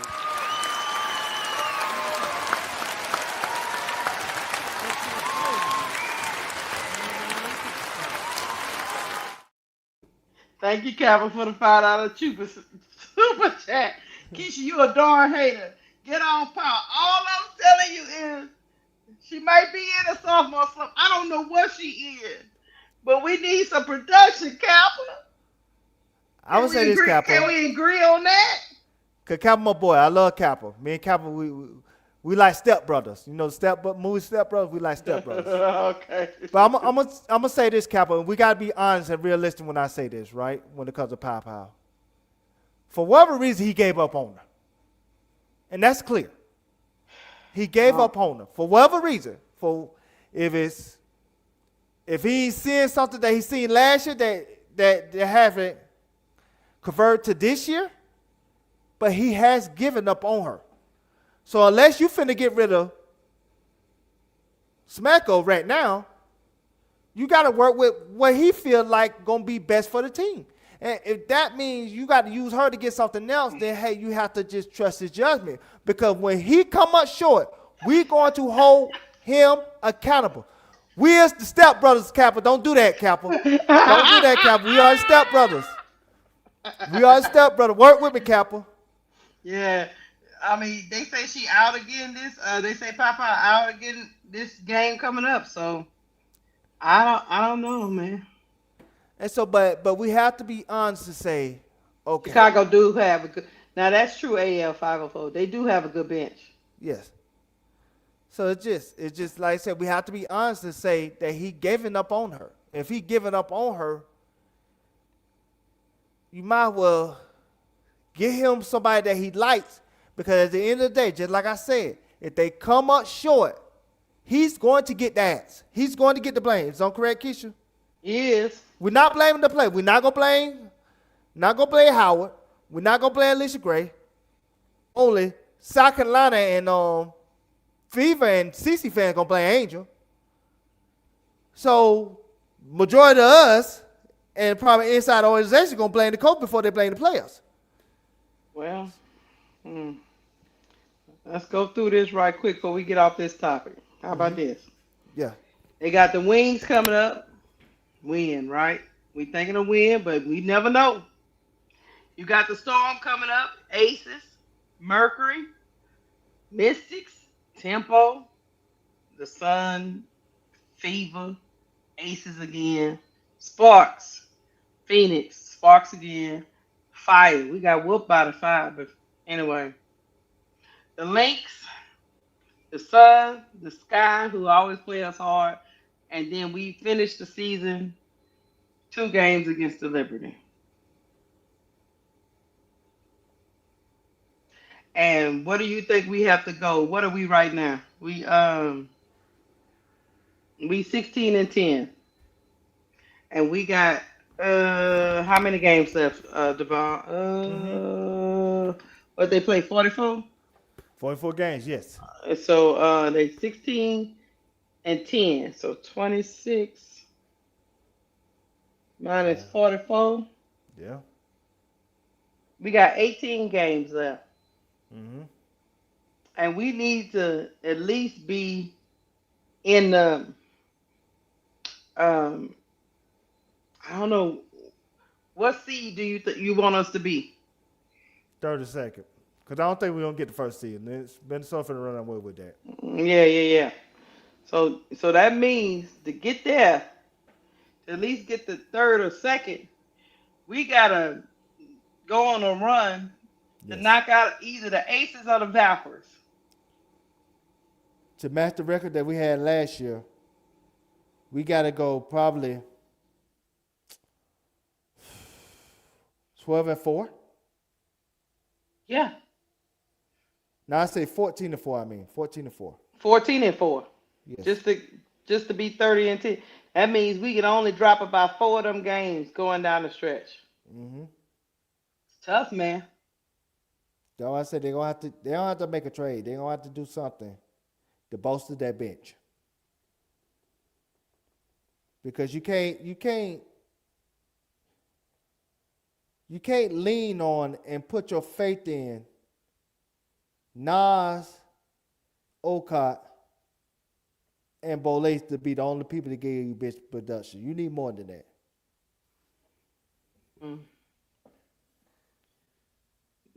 The only good thing about this is we don't play the Valkyries again. Nah. Yeah, they on top of them kicking our head in. Now we play the Aces twice, so that's gonna be a battle. Nah, but I think the Aces at its more vulnerable point than it has been during Asia Wilson reign as of right now. I think that team is weakened. I think the beach is weak. And then we don't know how this like controversy that just happened yesterday. We don't know how that gonna affect the locker room. So it's just like 14-4 is where we gotta go. Yeah. Cause if I get that 3 seed, that means then we'll probably play Indiana. And we'll beat Indiana. We'll beat their head in. I ain't worried about them. No, it's the 4 against the 5, remember? It's the 1 against the 8. No, well, I'm assuming if we get the 3rd seed, everybody else is going to drop down 1. So you thinking Indiana will be 6th? Yes, that's what I'm saying. Yes. And Vegas and Dallas will be playing each other. We'll play the Dream and we'll beat the Dream. I mean, we'll play the Fever, we'll beat the Fever. And then we'll have to play the winner of Golden State and New York. If it's I'd rather play the Wings in the first round, but that's just me. Wings of the Fever. I think we can beat them easily. The only team I'm worried about is Minnesota and Golden State. Okay. The Liberty is a team that's just like the Aces. They can rise up to championship level, or they can not. I think their coach is horrific. Who you talking about? The Liberty? Yeah. Yes. He might get fired after one season. He Yes, keep he on. should. He should. He might get fired, man. Because that's too good of a roster for that roster to look that bad. Yeah. That's Uh huh. coaching. Mhm. He got to go. You But got to go. let's get to the last topic so we can get you He out of said. here. He said he got to go. But yep, 14-4, chat. That's what we trying to go. Mm-hmm. 14-4. All Go on right. that run. We gotta go on that run. We can't, and guess what? We can't stumble out the gate. I'll be there on No. Wednesday.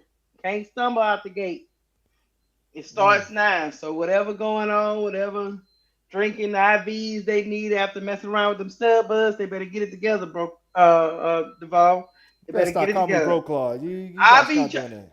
because that man harasses me all day long. Anyway, all right, here we go. Mm. Our next, look, our next. I gotta get back to my Graham now. Oh shit, we talked about that so long, I forgot what we was doing. Okay, I think I pulled up this tweet. Okay, chat, hit the like button if you haven't hit the like button. We're gonna talk about this article that was written by Nancy Armour Mm-hmm. about Caitlin Clark that sent the Clarkies. Oh, hold on. You sent me another one? Hold on. 1 second.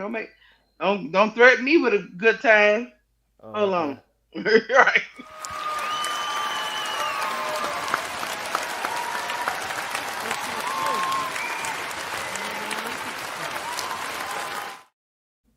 Thank you, Kappa, for the $5 super chat. He said, I think Carl is trying to meet the same record that he had last season, and he is not playing the bench the way he did last year, in my opinion. It's the coach. Okay. I can concede that. That's the same thing we saying about the Liberty coach. Like, what is going on? Like, I think why why I are you agree. playing Papa 5 minutes? What are we doing? I agree it's the coach, but I think the coach changed because of the expectations. And that's the difference. He ain't had no expectations last year, so he could really develop the players that he wanted to develop at the time that he wanted to develop them.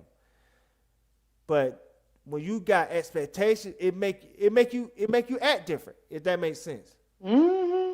And so now he probably acting like a man that's desperate. And desperate people do desperate things. And he probably saying, man, Papa can't help me win now. So I have to put on the bench. I can't, you know what I'm saying? I can't mess around with him, unfortunately. And I agree, Brian Allenhine. 13-5 is the worst they can go. Anything below that, Mm-hmm. they're getting into dangerous territory. Anyway, here we go.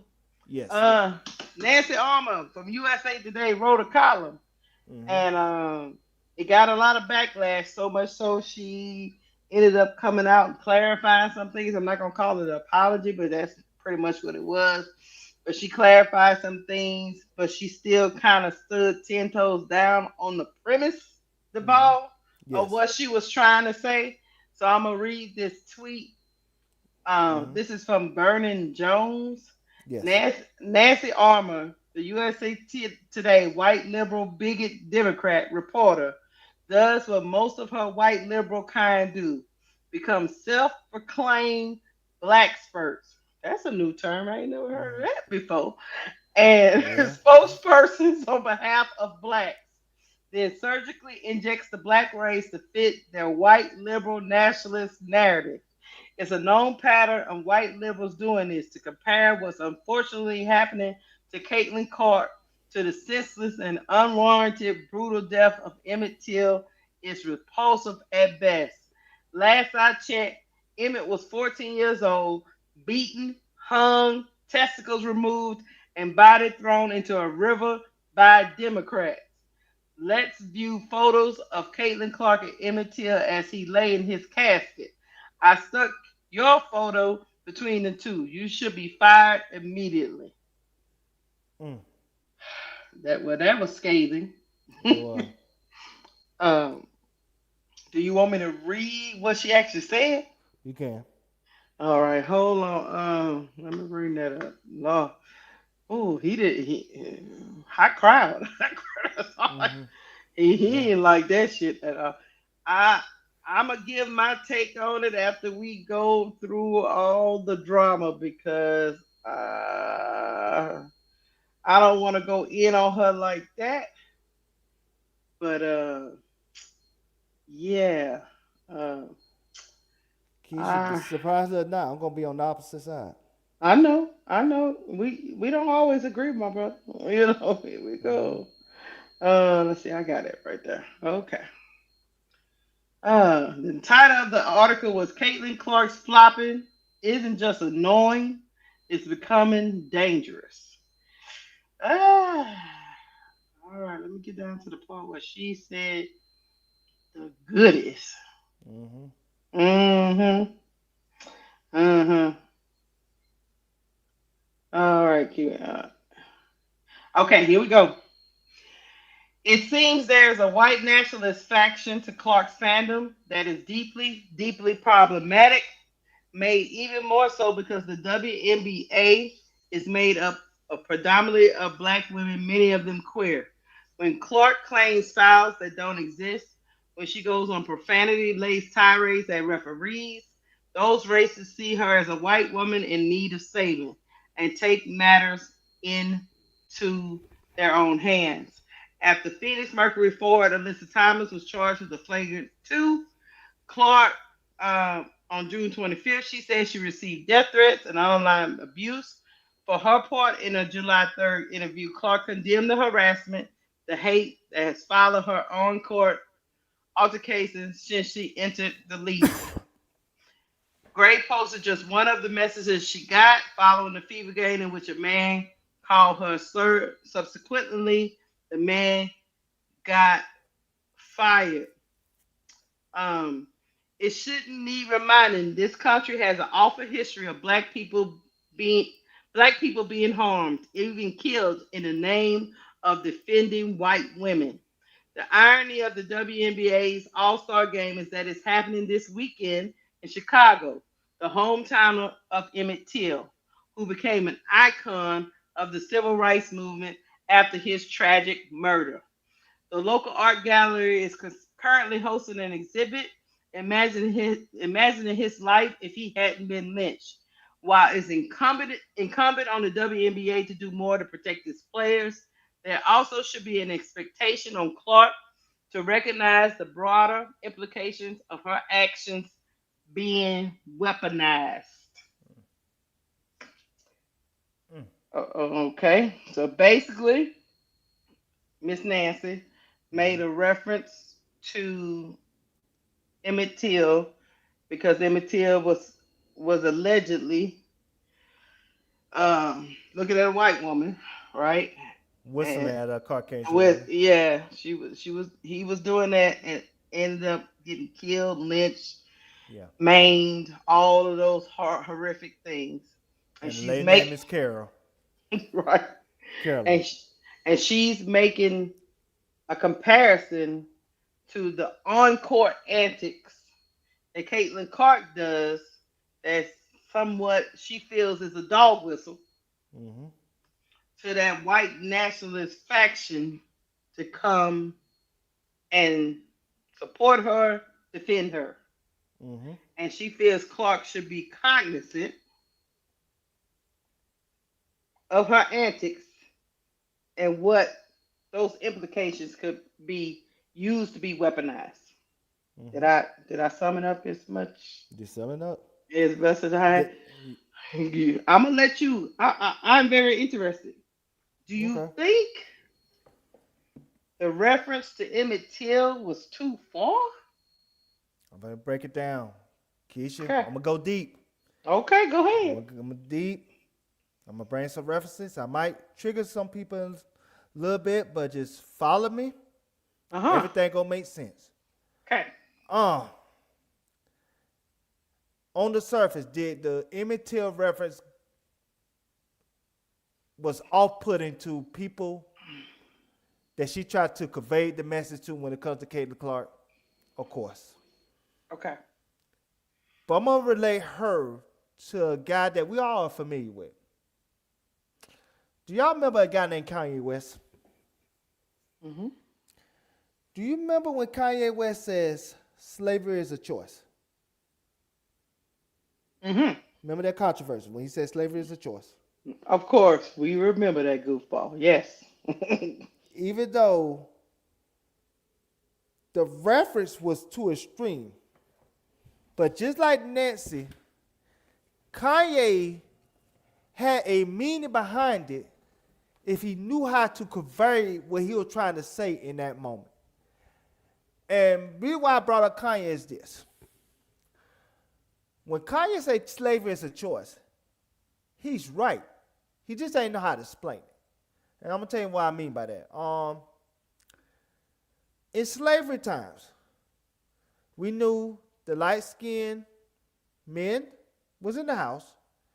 We knew the light-skinned women was pampered.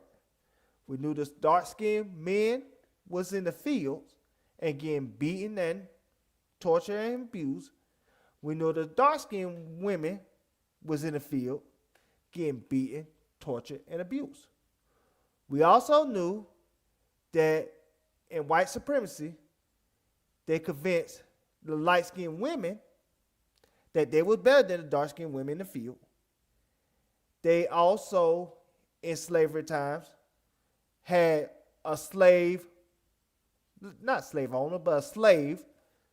If the group tried to escape, it's always been one person that would tell the slave master what was going on to get favor with the slave master, which was unfortunate. And once slavery was over in 1865, and slavery had been over since 55 years at this point, 56 years at this point, we still had that same mindset that we still had in slavery. We still had the mindset of colorism, where, matter of fact, pull up something for me, Keysha. Did you put everything in your folder yet, or you have to go through your Instagram? I was going through Instagram, but I ain't Go think ahead, it was go ahead. done Go now. to the Instagram, and not your last tweet, but the second to last tweet.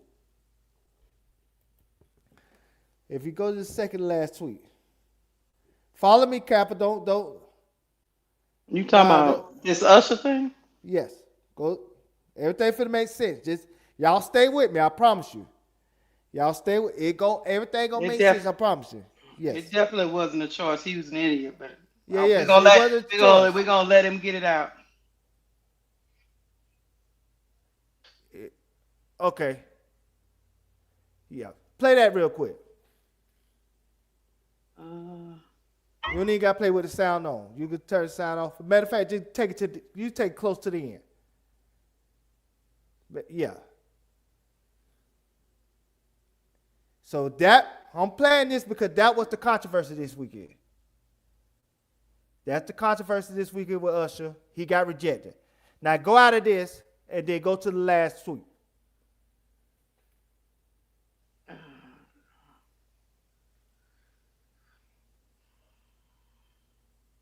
That ain't the one I sent you. Oh no, that's the. Now, guys, this and go to That the was last the tweet next thing that just came. I'm trying to get the tweet up. Go to the last tweet I sent you on Instagram. Now, can you blow that up? That's about as big as it go. Well, can you read the one that said live brights? Okay. Yes. First off, nobody's is declining to go on stage. I look good as F. You thought I wasn't gonna let thousands of people see me on the big screen. Where you bees would never be. My mom and I had floor seats. Their team approached us and moved us to VIP before the show even started. Pretty privileges. Something you hoes would never know about. They don't say who you going up there for. Y'all wanted me to go up there and F him. ATP. I don't know what that means. Yeah. Chat at folks. This point. Oh, at this point, chat folks aren't used to anything. That's the most exciting thing that would have happened in y'all little ass lives. F y'all disrespectfully. I'm gonna tell you why I want y'all to read that tweet and see what that controversy what happened with Usher this weekend. You see what the key word in this statement was? Privilege, right? Mm-hmm. That's what Kanye was talking about. we still have slavery type mindset even long after slavery has been over.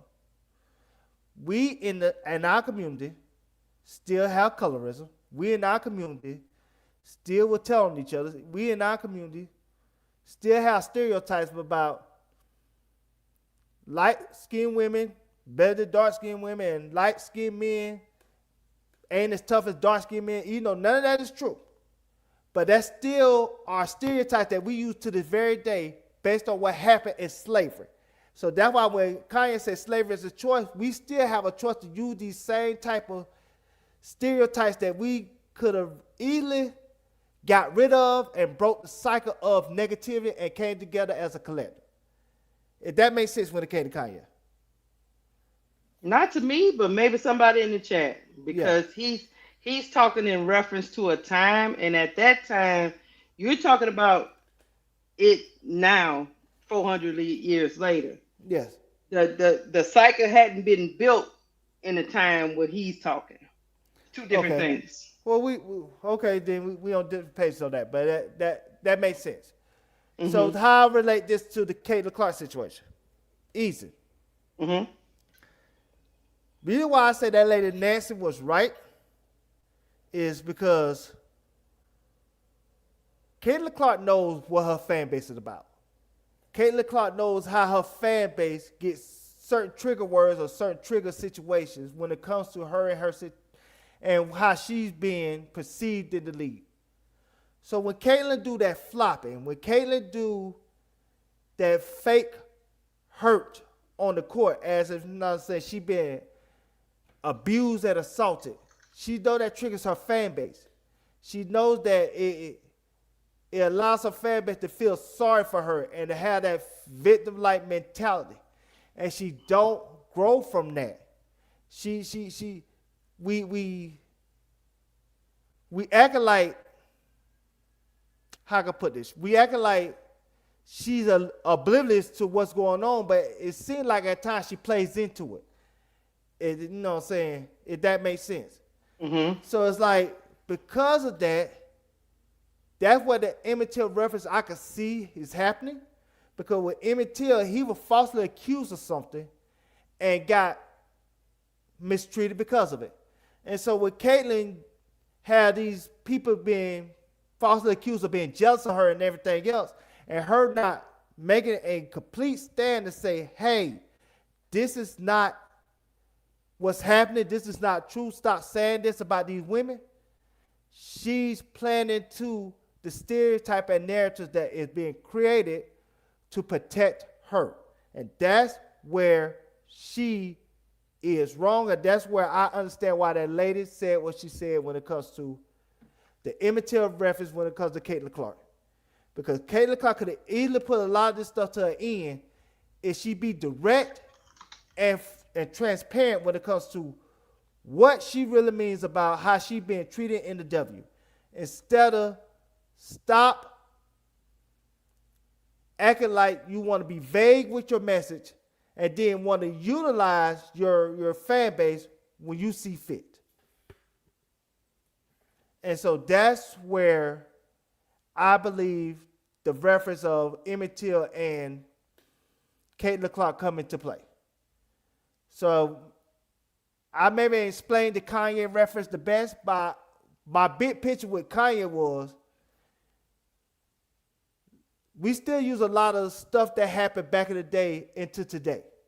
And maybe, like I said, Keysha have a different idea that he wasn't talking about the stuff that we're going through today compared to back then, which, you know what I'm saying, we could be on opposite sides of that. But at the end of the day, both people said stuff that maybe went over people's head, but if you really think deep into it, like I have thought deep into it, it kind of makes sense what they were trying to say. They maybe just ain't convey it correctly or convey it to the audience where they could understand overall.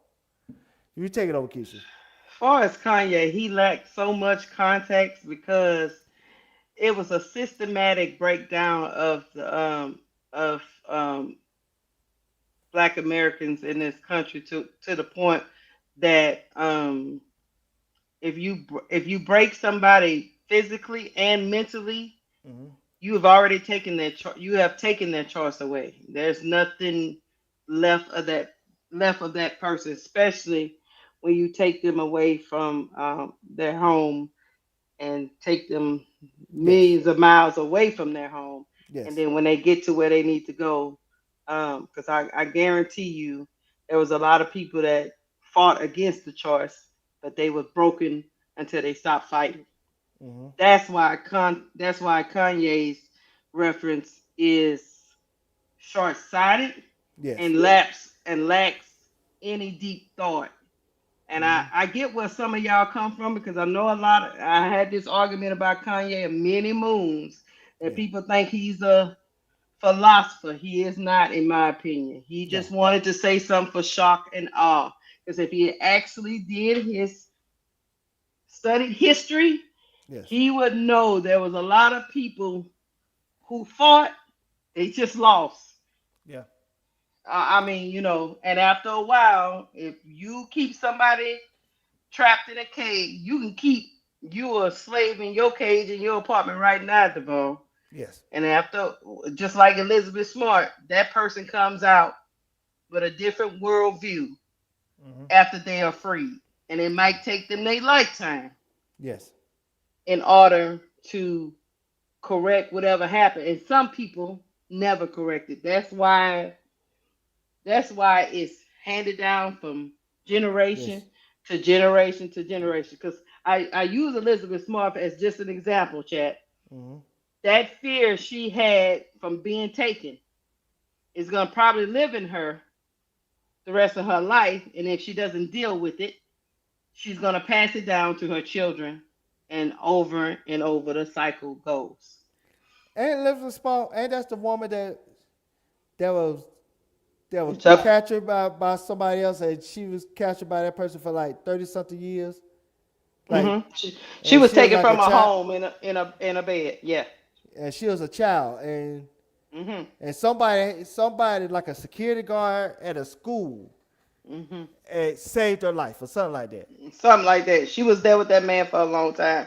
So when Yeah, you I become remember that story. somebody, and yet when you become somebody's, you know, Captured. capture and especially they systematically break you down physically, mentally, and emotional. Yeah. It's hard to get that person back. And then the problem with slavery is Hmm. you had people, they were still procreating, right? Yes. And passing that down the generation. But anyway, to go back to Caitlin Clark and Emmett Till, in my opinion, how can I put this so I don't get cussed out in the chat? Yeah. Cause I already get cussed out. Now, how can I put this so I don't get cussed out? Let me put it to you like Nancy, oh Nancy, Hmm. I understood where you was trying to go. Hmm. I just feel the reference. I just feel you did a dishonoring to the reference of Emmett Till because I'll say it like this. I talk to these young people all the time, Duval, Hmm. and every generation since slavery, each generation starts to not understand what happened to us a generation before. Yes. So they don't feel the remnants of slavery like I feel the remnants of slavery. I Hmm. I can successfully point it out better than my son can. That's what I'm trying to say. Of course. Because I grew up in a time when it was worse and worse. These Hmm. young people think it's better now. Yes. These young people think she might not, and I'm not taking up for Kaylin, but I'm just gonna tell you this. She might not think it's to that extreme. She Yeah. might think she should be in her opinion, she should be able to flop like everybody else flop if they want to flop. They got other people flopping. Why can't I flop? I think the. So Hmm. go ahead. I was gonna say I think the problem with Caitlyn is she's not realizing when she flop, there are ramifications to it. Mm-hmm. And that's where I feel like the Emmett Till reference can be used in this situation, because it's giving a false narrative to a bunch of people that don't deserve that false narrative to be used against. Because what we keep hearing from her fan base, Mm-hmm. they trying to hurt her, they bullying her, they mistreating her, they disrespecting her. With none of those things they are not doing. They just playing basketball. Like they'll play basketball with anybody else. Like I say, AT fouled her hard just like she fouled Angel hard. Just like she fouled Candace Parker hard. Just like she fouled, what's the girl name? It was a couple other people that she fouled like that. Oh, Yeah. Fee. She broke both Fee legs. Right. And so it just, that's how she plays. She plays a certain type of way. But yet, Caitlyn allowed her fans to be convinced that she was only treated like that, like she was only targeted, which got that woman death threats and everything else. That's why when you said yesterday that AT wouldn't even want to be on the Olympic team in 2 years, I truly agree with you. Mm-hmm. Cause I think right now she can't stand the ground Caitlyn walk on. She feel like Caitlyn made her life worse. Yeah. Based on not just coming out and tell her fans, hey man, stop this. Stop treating me like I'm handicapped. I'm just as normal as everybody else. Stop. And she should have came out directly one day and said, hey, Republicans, stop making these goofy behind laws to try to use my name for media votes, for votes for your demographic, for your area of the country. Yeah. Stop doing that to me. Like I told you before, we had this conversation on the phone. Mm-hmm. Yes, Caitlyn has said previously, don't use my name for racism, blah, blah, blah. But Right. what she never had done is put a name on it. Be direct and say, hey, you Republicans that want to use my name to try to get votes in your area of the country, stop doing that. I don't believe in what you believe in. I don't believe in your type of values. I don't believe in the type of negativity that you create with my name. She never done that. And until she put a name on it, they would never feel like she is talking to them. Well, we know she's talking to them. Yeah. But because she won't put a name on it, she allowed them to say, you know what, she just playing the PR game. She don't really mean that. Yeah. And sometimes you got to be direct so people could know you mean that. Just like I had gave the reference one day, I said, if I was a basketball player and a Crip gang had me on their T-shirts, represent me, and then committing crimes, and then the media people come and ask me, hey, do you believe people should, say have committed crimes with your name on their shirt? I'm like, nah, I'm not into the game violence, blah, blah, blah. Yeah, that been vague. So, the Crips might not take it as personal because they might know, okay, he trying to clean his image. We know he don't mean that. But if I come out and say, hey, Crips, please stop using my name and my face and image on your shirt to represent crimes that I'm not a part of. I don't want to represent what you represent. Now, I might put my life on the line, but at least they'll know I'll be talking to them.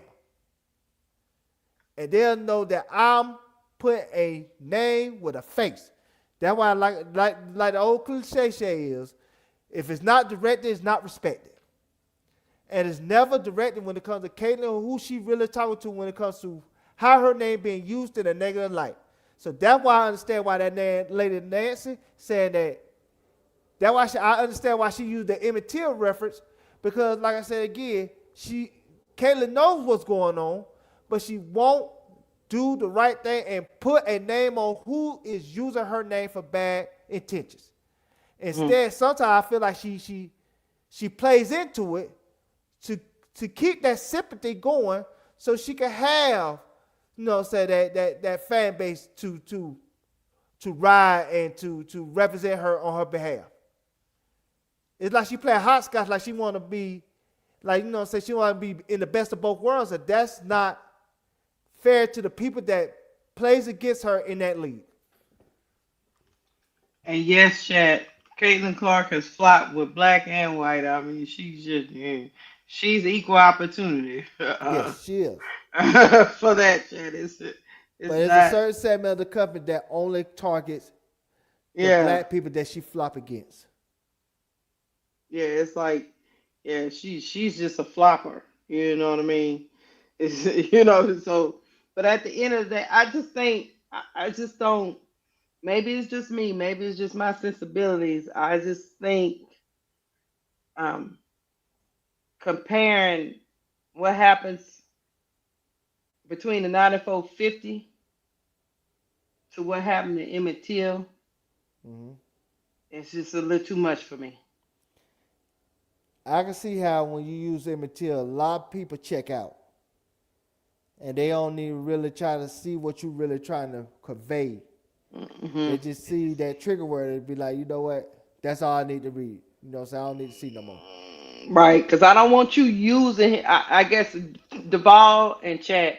I don't want you using him for some kind of clickbait, shock and awe moment Yeah. to come at Caitlin Clark. Um, and doing that because you know it's gonna get the clicks because you're speaking about Caitlin Clark. Hmm. If that makes sense, It makes sense. that's where I'm at with it. I did read it in, like I told you before we started this. I read the article in its entirety. I Hmm. had an open mind. I just have a hard time with that reference being used in that way to describe this. Let me say a couple things. First of all, hello, Sister Tony. Welcome in the Hey chat. Tony. Um, but like I said, I get what Nessie is trying to say. Mhm. Because Mhm. again, if if I know if I'm doing certain things that it cause my opponents and my coworkers to be mistreated, harassed, and disrespected because of it, I might just stop doing it. Or I might just come out and say, hey man, I flop because it's part of the game. I'm not flopping because these women trying to hurt me. Mhm. Like I said again, you really have to be direct what you're really trying to say, Caitlin. In order for these people that ride for you to stop riding for you for the wrong reasons. Because a lot of these people that ride for Caitlin the way they do, they really feel like they're not doing nothing wrong. They really do feel like they rescuing a woman that feel like she's a damsel in distress. You see what I'm Mhm. saying? Mhm. Until Caitlin have to say, hey man, I'm all right. I'm grown. I'm 24. I'm a big girl. I can play basketball without feeling like I'm in danger zone. Mhm. And But until she does that, this stuff is not gonna change. and don't get me wrong, Chad. I have raised uh, three black sons and Two daughters. two daughters, and I have seen Caucasian women tears be weaponized against them Mm-hmm. in different situations. Yes. It's one of those conversations that African American parents have to have with their sons, middle school and high school. Mm-hmm. And sometimes even my son didn't believe it until it happened. You know what I mean? Yeah. And that they tears get weaponized, and you have to recognize it and move different. It shouldn't be that way, but it is that is what we live in. So I get where people are coming from, where it's almost like she's rallying people to come to her aid because somebody fouled her. I get Mm-hmm. it completely. I just was I just blanched at Emmett Till. That's pretty much what it was because that reference is almost like I probably would have liked a reference of of a football player being accused of something. You know what I'm saying? And Mm-hmm. the the what the Caucasian woman tears. Cause trust me, I know. Yeah. But it was just the Emmett Till reference just threw me for a loop, and I think the reason why it threw me for a loop is almost like she wanted to get that shock and awe, and I think she could have got her point across without the shock and awe. Does that make sense? What I'm saying? Yeah. Like I said again, it makes 100% sense. And unfortunately, this is a subject that's really delicate and sensitive. So we're trying to Mm-hmm. convey it the best way we can. So like I said, I apologize if my references didn't come across the best way, but I just try to put myself in the best position to really relate cliches to the audience where they could maybe understand where she was trying to go with this. Because a lot of times when you make these references and you don't put details behind it, Mm-hmm. people can't really understand where you're going with it. And Yeah. I think it's happened with this woman and it happened with Kanye. I just think if you're I put it to you like this. I got it. I just think if you're gonna make that reference, you better explain it so everybody can understand where you're coming from. Because don't use Tragedy. my community's pain for a jab. Yeah. I guess that's what I be careful with my community's pain. And I think that's where that tweet for the other guy we showed at first was coming from. Mm-hmm. Because he was highly angry. I Yeah. understand where he was coming from. It's like what are we doing? Like what the hell? So, Mm-hmm. but you are correct because I'm gonna show you something else you had in the folder. Mm-hmm. Her fan base is unhinged. Some of them are Yes. because I know Miss Roberta. She's a reporter for the Seattle Storm, and she since she pushed back on Sophie Cunningham and her stance about trans women or whatever, um, the CC fans or the Sophie Cunningham fans, they came at her hard, and she said this, and I quote: "I had grown used to turning my credential backwards during FIBA games here in Seattle, so fans wouldn't recognize me. But now I'm fully afraid to go to the game tomorrow and might just skip it completely since I received multiple death threats from this group last week.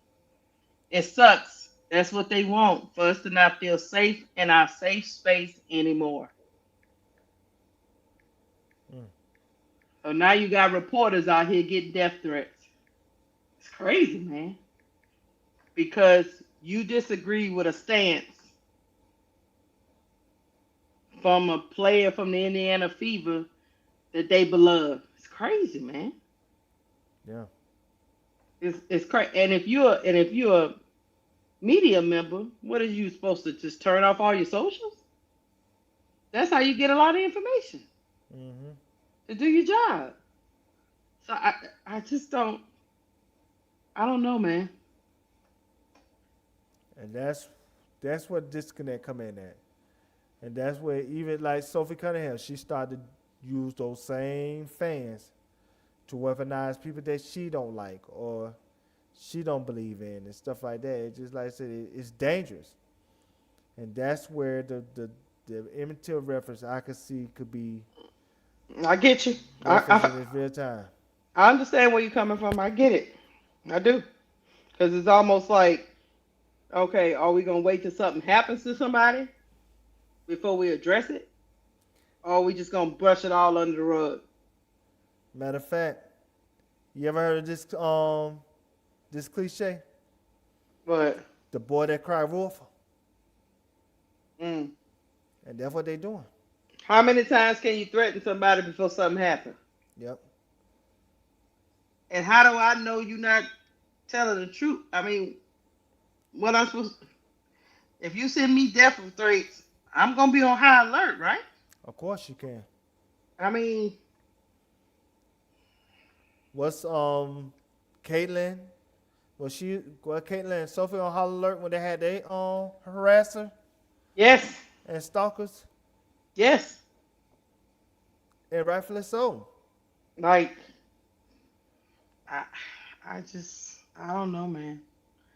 I don't know what's the solution to this because, like I said, I'll play y'all what Caitlin said after the article came out. Not that it's gonna make any of y'all feel no different, but I'll play Mm-hmm. it because I think she's totally missing what I I think she out of her depth, Duval. I'm gonna say that. Yes. I don't think it's not clicking, and I'm gonna let you listen just so you can see what I'm talking about. I think I have a great performance coach. Obviously helps with the basketball, and then I have like really great people around me that allow me to vent. And I think that sometimes like people forget like I have feelings. Like I'm a real individual. Like I feel things and I have emotions and I get emotional and I get frustrated and I get sad and I get upset. I get happy. I get joyful, and like I feel and experience all that stuff. But at the same time, like I have really thick skin. And I think also I always try to remind myself is like social media is not always reality, and that is really lost on people. And I think we get so down a rabbit hole all the time that you read all these things and you're like, oh, that has to be true, or that has to be what people really think of me, or that has to be what the young girl thinks of me that's showing up. Like that's not true. Like the young girls and the young boys, they absolutely love the way you play, they love the way you carry yourself. And sure, there's going to be people that don't always agree with your playing style or how you carry yourself, and that's okay. That might mean you're doing something right too. Not everybody needs to love you, but just continue to carry yourself in the correct manner. But, there's certainly days that are hard. I would never lie about that. Not everything is amazing and sunny all the time, but I always try to remind myself, like, I'm so lucky and fortunate I get to play a game for a living. So I don't have too much to complain about. And I certainly haven't lost the love and joy that I have for basketball. So, and I always try to remind myself, like, I'm here to win a championship and I haven't done that yet. So let's do that. At the end of the day, she kind of being just a little bit disingenuous because when somebody sends this woman death threats, they investigated and they put people in jail. Mm-hmm. Now, everybody they might not catch because some people are hiding around IP addresses and they don't catch them. You know what I Yes. mean? Like some people are sending death threats and they don't catch these people. They got a whole division at the police department called cybercrime, and everybody doesn't get picked up, chat. So some of them people are moving from spot to spot, sending these. A lot of these people are overseas. To be honest with you, some of them Yeah. are. Mm-hmm. So some of these people will never be brought to justice. Some of these people would never be found. But that Mm-hmm. doesn't mean that they impact of their words, their death threats doesn't affect that person. See, a lot of people use VPNs to try Right. to throw off, and it's Where hard to they where really, they clicking from. Yeah. yes. So it's hard to really pinpoint where they are, unless so you get the FBI involved. Mhm. They could break through those VPNs, but a lot of times people be using VPNs, and so Yeah. the regular police stations don't have the type of resources really to No. dig deep and try to really find out who they are, and they're not gonna do that for like state cases. They'll do that for federal, Right. unfortunately. You got to have enough. It's got to be a big enough case for them to even get involved. Yeah. So So that's why when it comes to Caitlyn, even in this clip, she making herself seem like she's the victim. No, you're not. Angel fans is not victimizing you, Caitlyn. mm, no. Asian fans ain't victimizing you, Caitlyn. No. You, the difference between you and Angel, Caitlyn, is this. You have a bodyguard because you have a whole bunch of fans that want to come up and get you an autograph, and some of them might be a little mental in the head, Right. a little special. Word to Keysha. Mhm.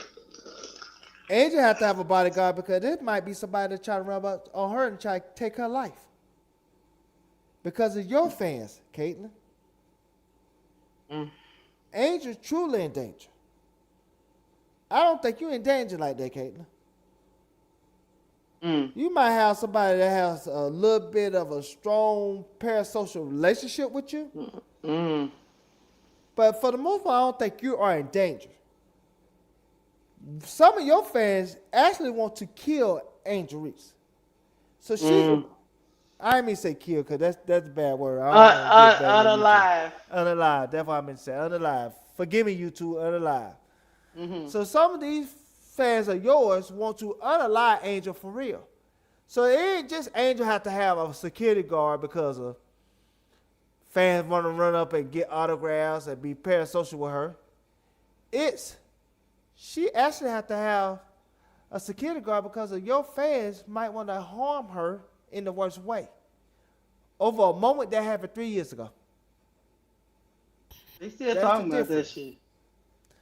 And see, that's the difference, Caitlin. That's why I say you're not being genuine with what you say out your mouth. It's like you so PR heavy that it's like you don't even realize that you make yourself the victim when you're not a victim by no means. Mm-mm. And that's the sad part. And that's the sad part. It's like you still don't get it. Mm. Mm. Yeah. Sometimes it's hard to read. Sometimes people have a hard time reading the room Mm-hmm. because they've never been in those shoes before.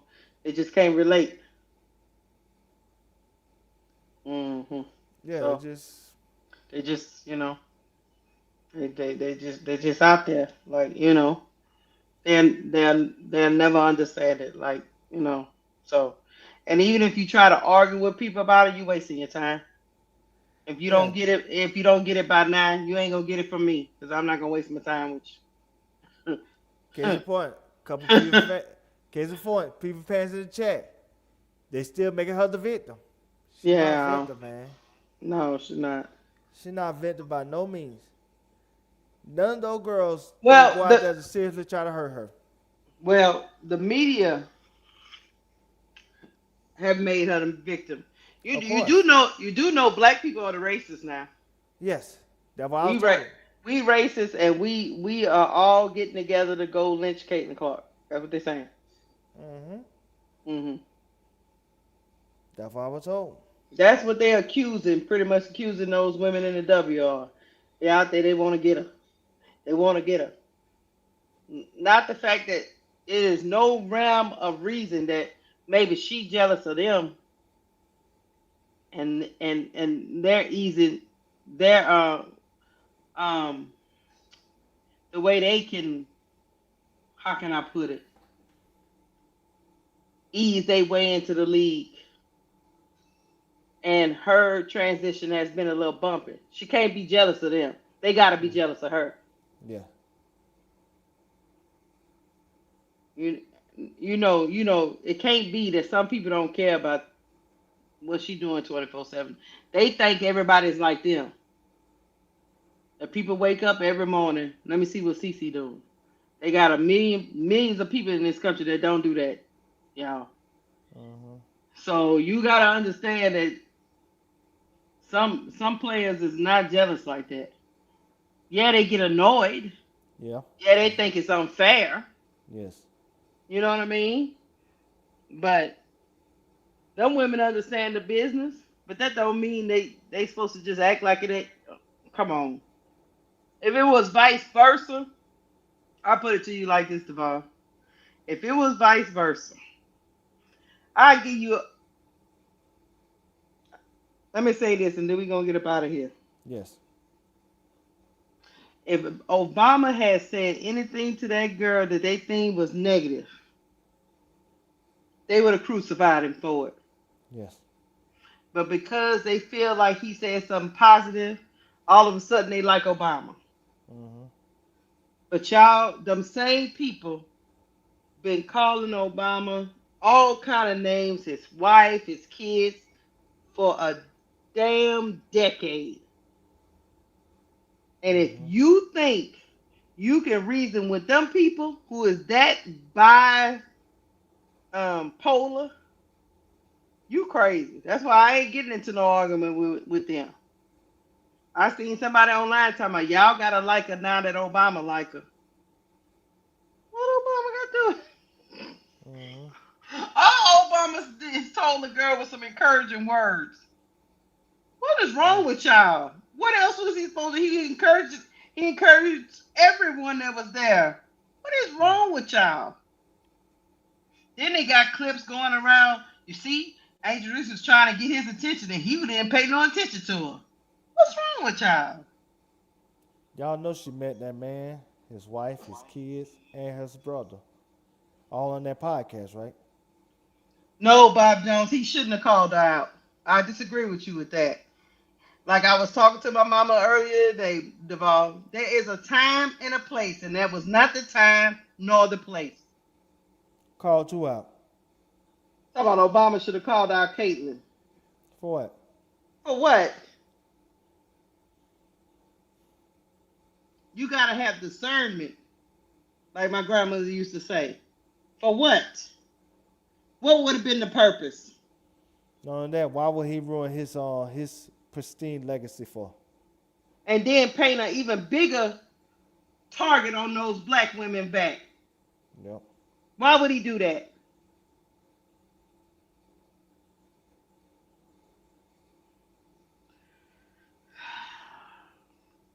People don't This is, understand, man. you just don't get it. It was not the time nor the place. Matter of fact, she looked like she was scared. She looked like she thought he wasn't gonna say nothing to her.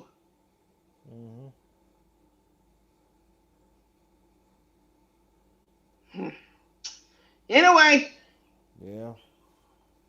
the ball, this saga is gonna look like it's gonna continue for long as this girl gonna be Existing. mhm. So Bob Jones said he wanted Obama to call her out for her hatred and flopping in the middle of an event. And then that'll be the story over All-Star Weekend. Yep, and it wouldn't have been nothing about the ladies, nothing. No. The whole weekend would have been about what Obama did. That would have been the story. On CNN, Fox News, and everything else. hmm Congress got to get involved, all kind of stuff. What you think? What you think President Trump gonna say? Obama, see what I'm telling you? Obama orchestrating them black and queer women to do this to her. Mm-hmm. Yeah. Y'all saying that man up for failure. No, that man ain't doing that. No, that would have been idiotic. So anyway, That Sunday, he probably could have a one-on-one conversation with her on the phone and maybe express yeah, whatever concerns he had. But he's not gonna do that publicly. like my mama say, everything ain't for public consumption. That's the problem with this generation. Some things ain't meant to be said in public. Pull somebody to the side and give it to them, and move along. Don't come out there embarrassing people because you don't know how they're gonna react. Mm-hmm. And then at the end of it, they don't understand a word you said because they mad that you didn't confront them. Yep. Because I know I would be if you embarrassed me. I'd be like, I don't want to hear shit else you got to say because you ain't had to do this right here. Mm-hmm. So what was the purpose of it? Nothing. Yeah. Ah. But what they did do is this: they gave Angel a platform to come speak. Mm-hmm. Wasn't that more powerful? Mm-hmm. The ball? Yes. Isn't that more powerful? Yeah, that's what I'm saying. Yeah. She don't WNBA player to do it. They gave her a platform to come speak. They ain't got time for petty stuff, chat. They got time for stuff that's gonna really evoke change and really get the story out there. Not that catty stuff that was happening on the Studbuzz stream. Yeah. Yeah. anyway, the ball about to pass out. Nah, I'm straight. You know what I'm saying? I ain't want to interrupt you. I want to let you get it off. Nah, I'm done. I'm straight. I promise you. But we wrap it up because you know what I'm saying. We went 30 minutes past the time that we said we was gonna get out of here with. Yeah, you need to leave me alone. I thank y'all for the conversation, y'all. I appreciate all your opinions and perspectives. This last topic challenged us because Duval had a different take. I had a different take. Multiple people in the chat had a different take. And this is why I do my podcast is to listen to all the voices and try to understand where everybody's coming from and try to understand what we discussing. It makes Hmm. me a better person, Deval. Yes. It really does. So, One thing I can say about us, we don't shy away from hard subjects. Like I said, mm-mm. we talk about fun subjects. We talk about say basketball related subjects, but sometimes we talk about subjects that requires a lot of thinking, a lot of thought analysis, and most importantly, sometimes we talk about subjects that maybe people not gonna really be on board with, Right. but it need to be had because at the end of the day, in order for us to grow as a people, we got to have uncomfortable conversations. Yep. I agree. Hmm. And you could ask Deval. As a minute moons, I disagree with him. Of course, all the time.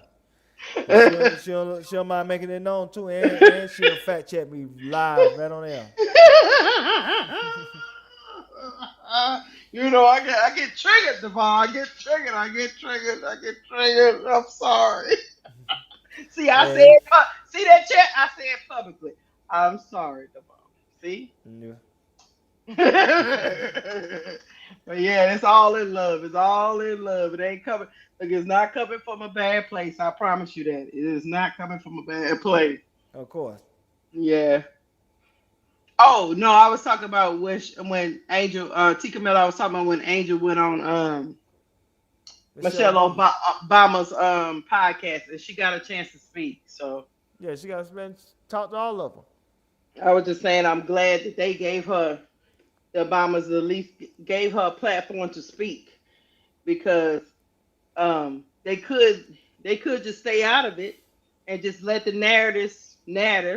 Hmm. Instead, they let her come on and speak her piece and let people get to know her. So Yeah. um, I appreciate them for that, because that was a big platform. I appreciate it. Didn't have to do it for a W player. I mean, you just No. didn't have to do it, So I Yeah. appreciate. I also appreciate them helping out with All Star. I appreciate it, you Hmm. know.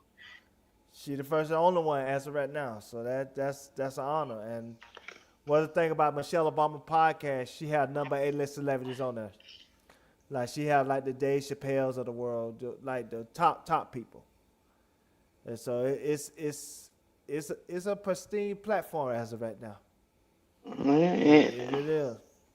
and kudos to them because they didn't have to. I think that day at the Obama Center made the All Star game a little bit better than it would have been. So Yeah. because I don't know what the sky was trying to do. No, me either. so, so I don't know. I don't know, Jack. But we about to get up out of here. Uh, I don't know when I'm gonna be back, Jack. It's gonna be a busy week, so we're gonna try to do what we can. We Do it when we might can. we I'll might have be something Thursday, we might not. You know what I'm saying? yeah, I'll be at the game on Wednesday between the Dream and the Wings. Yeah. So Good game. I'll be in the building. So I'll let y'all know. I say turn your notifications on so you know when we about to drop one. And when Yes. we about to go live, you never know me. I might be in the car somewhere calling the ball. Never know. So y'all just Yeah. make sure your notifications Hmm. is on. And we're gonna drop it for you. You know us, we're gonna give y'all unfiltered take, whether you like it or not. Cuss us out, send us a super chat. T- Tell me I'm a hater. I'm okay with it. Kappa, I still love you. All And right. yeah, and on top of that, check out the video from yesterday, and check out this one tonight. Say if you catch it on the replay, Mm-hmm. check out the one yesterday as well. Say we appreciate the views and y'all appreciating us. So we appreciate you. Thank you. Thank you. All right. Anything else, Deval? We out. No. Peace. Peace.